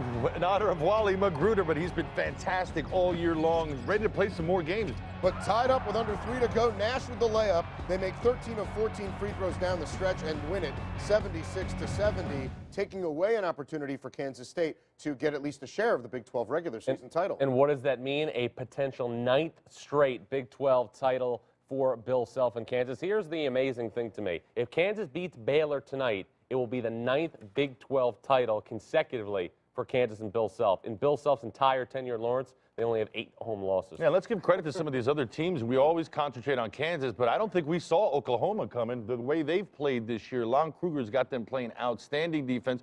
Credit to Oklahoma State for being consistent throughout the course of the year, but I got 5 going in from this comp. 5 is the number. Yeah, and 4 of them very strong-looking teams as well, explosive ones. All right, let's check out what's going on in the Big East right now. Louisville, they were probably rooting for Syracuse, thinking perhaps top seed for the Big East tournament, maybe a 1 seed come NCAA tournament time. Very early goings right now against Notre Dame. 12-8 is the score of that one. All right, Miami, they have a chance to lock up the ACC regular season title before Duke and North Carolina even do business tonight. Up against Clemson, Rod Hall. Just enough ups to tie it up at 23 for Clemson, but Julian Campbell gonna tip one home there in Miami. John trying to lock up the ACC on their home court. Good response right here from Miami after that bad loss to Georgia Tech the other night. You see Kenny Kaji doing some work. Durant Scott driving to the layup there. Miami up 57-44 right now in the second half. All right, LaSalle against St. Louis. Both teams with a shot at the top spot in the A-10, but easy for St. Louis to pull it off. Quamaine Mitchell to Dwayne Evans. He had 16 points, 17 boards. John, this team just gets stronger and stronger. And they had a tough loss the other night, too, against Xavier, but the Billikens determined to close out the title. And Jordair Jett always finding somebody. Nice pass right there. Head on the swivel. One of the better guards in this league. Look at him get in there. Give me that. Like a defensive back playing basketball right there. 78-54. St. Louis ends up running away with it. VCU against Temple tomorrow on CBS. VCU was hoping that St. Louis would lose today, John, to have a shot at that top seed, but big game tomorrow. Now, a huge game tomorrow. VCU obviously looking to continue momentum, but St. Louis right now looking like the class of the Atlantic 10. And I've got 5 in here, but Xavier, again, they're not giving up on this season yet. No, they are not. Meanwhile, can somebody figure out the Pac-12 for us? Number 19, Oregon, visiting a Utah team that is 4-13 in league play. Well, don't tell that to Jason Washburn. 15 first-half points for him. Then Brandon Taylor with the steal and the layup. What happened to Oregon so far tonight, John? Perplexing game right here. You know, we saw Oregon lose badly the other night to Colorado. Could it be something to do with the altitude here because they struggled in Colorado and they're struggling again a little bit? Yeah, tough to run. You saw Jordan Loveridge with the dunk. Easy stuff here for Taylor with the steal and the layup. It is a 10-point game for Utah right now. Over on CBS, UCLA and Washington tied at 47 here. Ooh, good pass. And look at that one. Aziz Njai laying it in. Huskies up 3 after the free throw. Washington's been coming on strong. UCLA just had an awful loss to Washington State. Shabazz Muhammad, he has 21 in the game, ties it up at 52. But Washington's going Lob City. Sean Kemp Jr., no less. Seen his daddy do that a lot, reminiscent of number 40. Larry Drew the other way for the Bruins, who end up escaping from this one, 61-54. John, a shot at a tie atop the Pac-12. And first time since 2004 that UCLA has won in Seattle against Washington. A bounce-back victory for the Bruins. Again, though, as we look at the potential of the Pac-12 schools in the NCAA tournament, I'm still very high on Colorado. We talked about it the other night. Xavier Johnson, their talented lefty forward, really flourished against Oregon. We'll see if he can continue it today against Oregon State. Well, they impressed me, and it's funny you mentioned them. The Buffaloes have really impressed me, Adam, in the last couple of weeks. We were actually tweeting while the game was going on. Stop it. Yeah, I know, right? What a bond there. But we were actually tweeting about their defense, about their tenacity, about how tough they were. I thought they out-toughed Oregon. Right now, the way Colorado's playing, I think that's a good sign for them moving forward. And had it been in a city that John had visited, food talked about in the tweet as well. We are getting ready, of course, for tip-off at the bottom of the hour. Kyle Wilson and Army, Mike Muscala and Bucknell coming up next.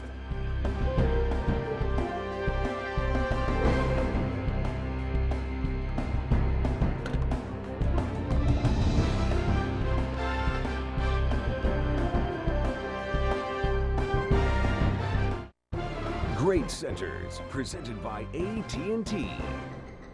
2 dominant forces left an indelible mark on college basketball, Patrick Ewing and David Robinson.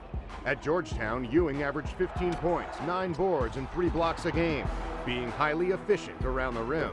He earned 4 Big East Defensive Player of the Year awards and led the Hoyas to a national championship his junior year. Ewing won the Naismith as a senior in 1985. Before he was the Admiral, David Robinson polished his low-post moves at Navy. He's the first player to score 2,500 points and grab 1,300 rebounds while shooting 60%. He still holds the record for most blocks in a game with 14. After winning the Naismith Award in 1987, the Admiral put the NBA on hold to complete 2 years of active duty with the Navy. David Robinson and Patrick Ewing, 2 great centers in NCAA history. The 2013 Naismith Trophy Award is presented by AT&T.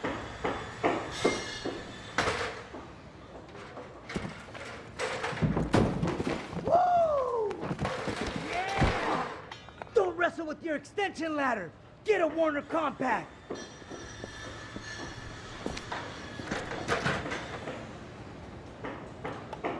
Warner's new family of compact extension ladders are easier to transport, maneuver, and store. Get a Warner Compact. What did I do with my last 5 hours? Let's see. I was a dietitian, a housekeeper, a pediatrician. Yeah, that was a 3rd degree boo-boo. A housekeeper, a sanitation engineer, a housekeeper. Good thing I have 5-hour energy to keep me going. What will you do with your next 5 hours?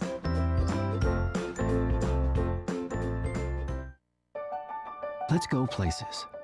Not just the ones you can find on a map, but the ones you can find in your heart.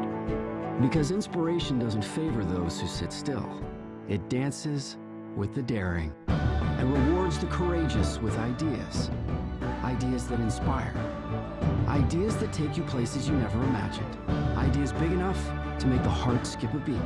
And in some cases, maybe 2. Toyota, let's go places.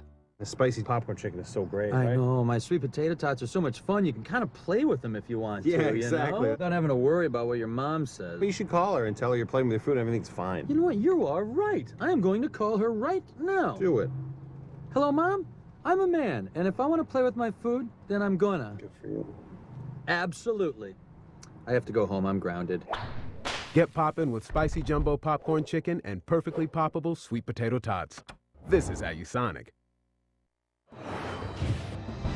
All right, coming up at 4:30 Eastern, our second Patriot League semifinal between Bucknell and Army, who will need a big game from Ella Ellis. 18 points a game, about he averages. Going to look for more in Lewisburg this evening. All right, we continue now here on Inside College Basketball. Hey, look, Missouri Valley, sometimes it is Arch Madness. Before the March Madness really settles in St. Louis. Creighton all over Indiana State in this game. Doug McDermott, 25 points, 9 boards. It's still going there in St. Louis. The winner, which we presume will be Creighton, will face the winner between Illinois State and Wichita State on CBS tomorrow in the championship game. All right, from the Big East, Pittsburgh quietly having a huge bounce back year, John. Pittsburgh's done a nice job. No great players on this Panther teams, but a lot of good ones like Dante Taylor right there. Yeah, he'll tell you he's pretty good. J.J. Moore for 3 here, Ala, and Pitt cruising here at DePaul. Great ball movement there. I've been really surprised with their toughness and tenacity. We know Jimmy Dixon asked that of his team, but they were able to deliver this year. 81-66 ends up being the final score. You see a steal here as well as Pitt 12-6 in conference play. Trey Woodall with the move there, and you know they're right there toward the top. Of course, it'll be Georgetown as the 1 seed, guys, and the Big East, for its deterioration and its knockers, John, is looking still pretty strong. No, Georgetown at the top of the conference, but Louisville to me surging. Playing at the right time, and about 2 weeks ago, Coach Pitino decided to start in practice using and having drills that play to guys' strengths. So you're seeing the offensive output of guys like Luke Hancock starting to come to play right now. I think it's huge for them. And Vander Blue, a big shot from Marquette, who's there in second place, beating St. John's in overtime today. West Virginia used to be in those standings. Now they're in the Big 12, and they're not liking it too much. Home against Iowa State, who really couldn't afford any more losing. Will Clyburn had 27 points, 9 boards. The Cyclones, John, showing why they could be such a dangerous tournament team. They can score the ball from all 5 spots on the floor. That guy's been an X factor, Corey Lucius. And there we see Melvin Edgem with the miss. Over back to Lucius, left corner, bottom. Yeah, and West Virginia would come back a bit in the second half of this game, but otherwise, guys like George Niang were making their shots, and Iowa State would hold on 83-74. They had been up by 24 points at halftime of that game. Florida State up on NC State right now. And remember the ride that Mark Gottfried took us on in the tournament last year, nearly making it to the Elite Eight. It is now a final. Wow. As Florida State picks off NC State here on the final day of the regular season. Not what Wolfpack fans want as the afternoon portion of their day before they have to listen to the rest of the state talk Duke, North Carolina. No, I mean, the Wolfpack fans were talking before the season about the Final Four. Right now, when you look at their NCAA tournament potential, probably in an 8-9, 7-10 type game when we get ready for the field in 8 days. Yeah, despite this loss, I still have them in with wins against UConn, Duke, UNC, and at Clemson, which has proved to be a tough place to play this year. They're in. But they are looking for consistency. No doubt. They're talented. They're so talented. All season long. All season long. Well, our season continues. Army, Buck Bucknell, tipping off in the Patriot League semifinal next year on CBS Sports Network. We'll see you back here at halftime.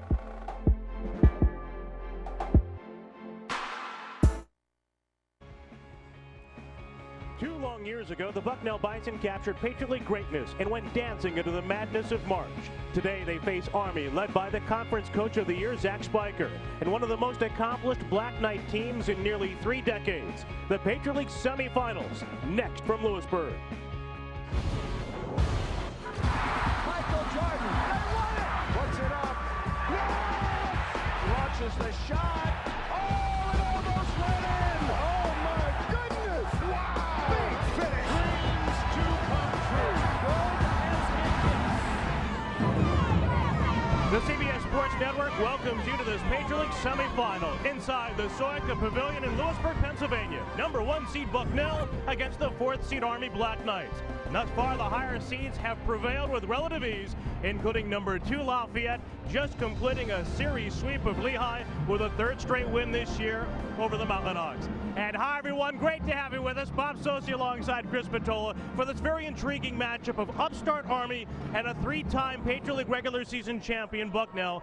Chris, the Black Knights have been remarkable. They've gotten to this point primarily with freshmen, a testament to the work of head coach Zach Spiker. Well, the Patriot League's Coach of the Year has done a fantastic job infusing energy into this program. They're going to have a winning record, first time in 3 decades that's happened, and he has a very young roster on the verge of playing in the Patriot League Finals. Of course, he also has the challenge of preparing his Black Knights for the player in our I-file, Mike Muscala. Well, they call it a clean sweep of the awards, postseason awards in the Patriot League. You see Player of the Year, he averaged a double-double all year long. Defensive Player of the Year, really affects the game on that end. And oh, by the way, he does his schoolwork too, the Scholar Athlete of the Year in the league. No number 1 seed has ever failed to reach the Patriot League championship game. Army has never played for a Patriot League title, has never gone dancing in the NCAA tournament. Black Knights try to take a step in that direction today on the road to Bucknell.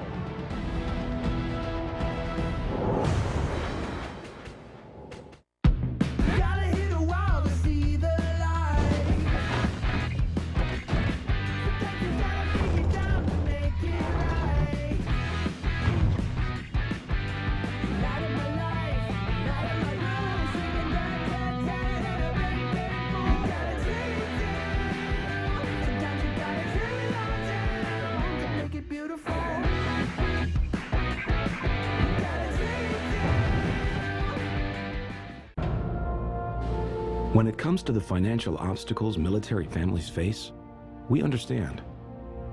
Our financial advice is geared specifically to current and former military members and their families.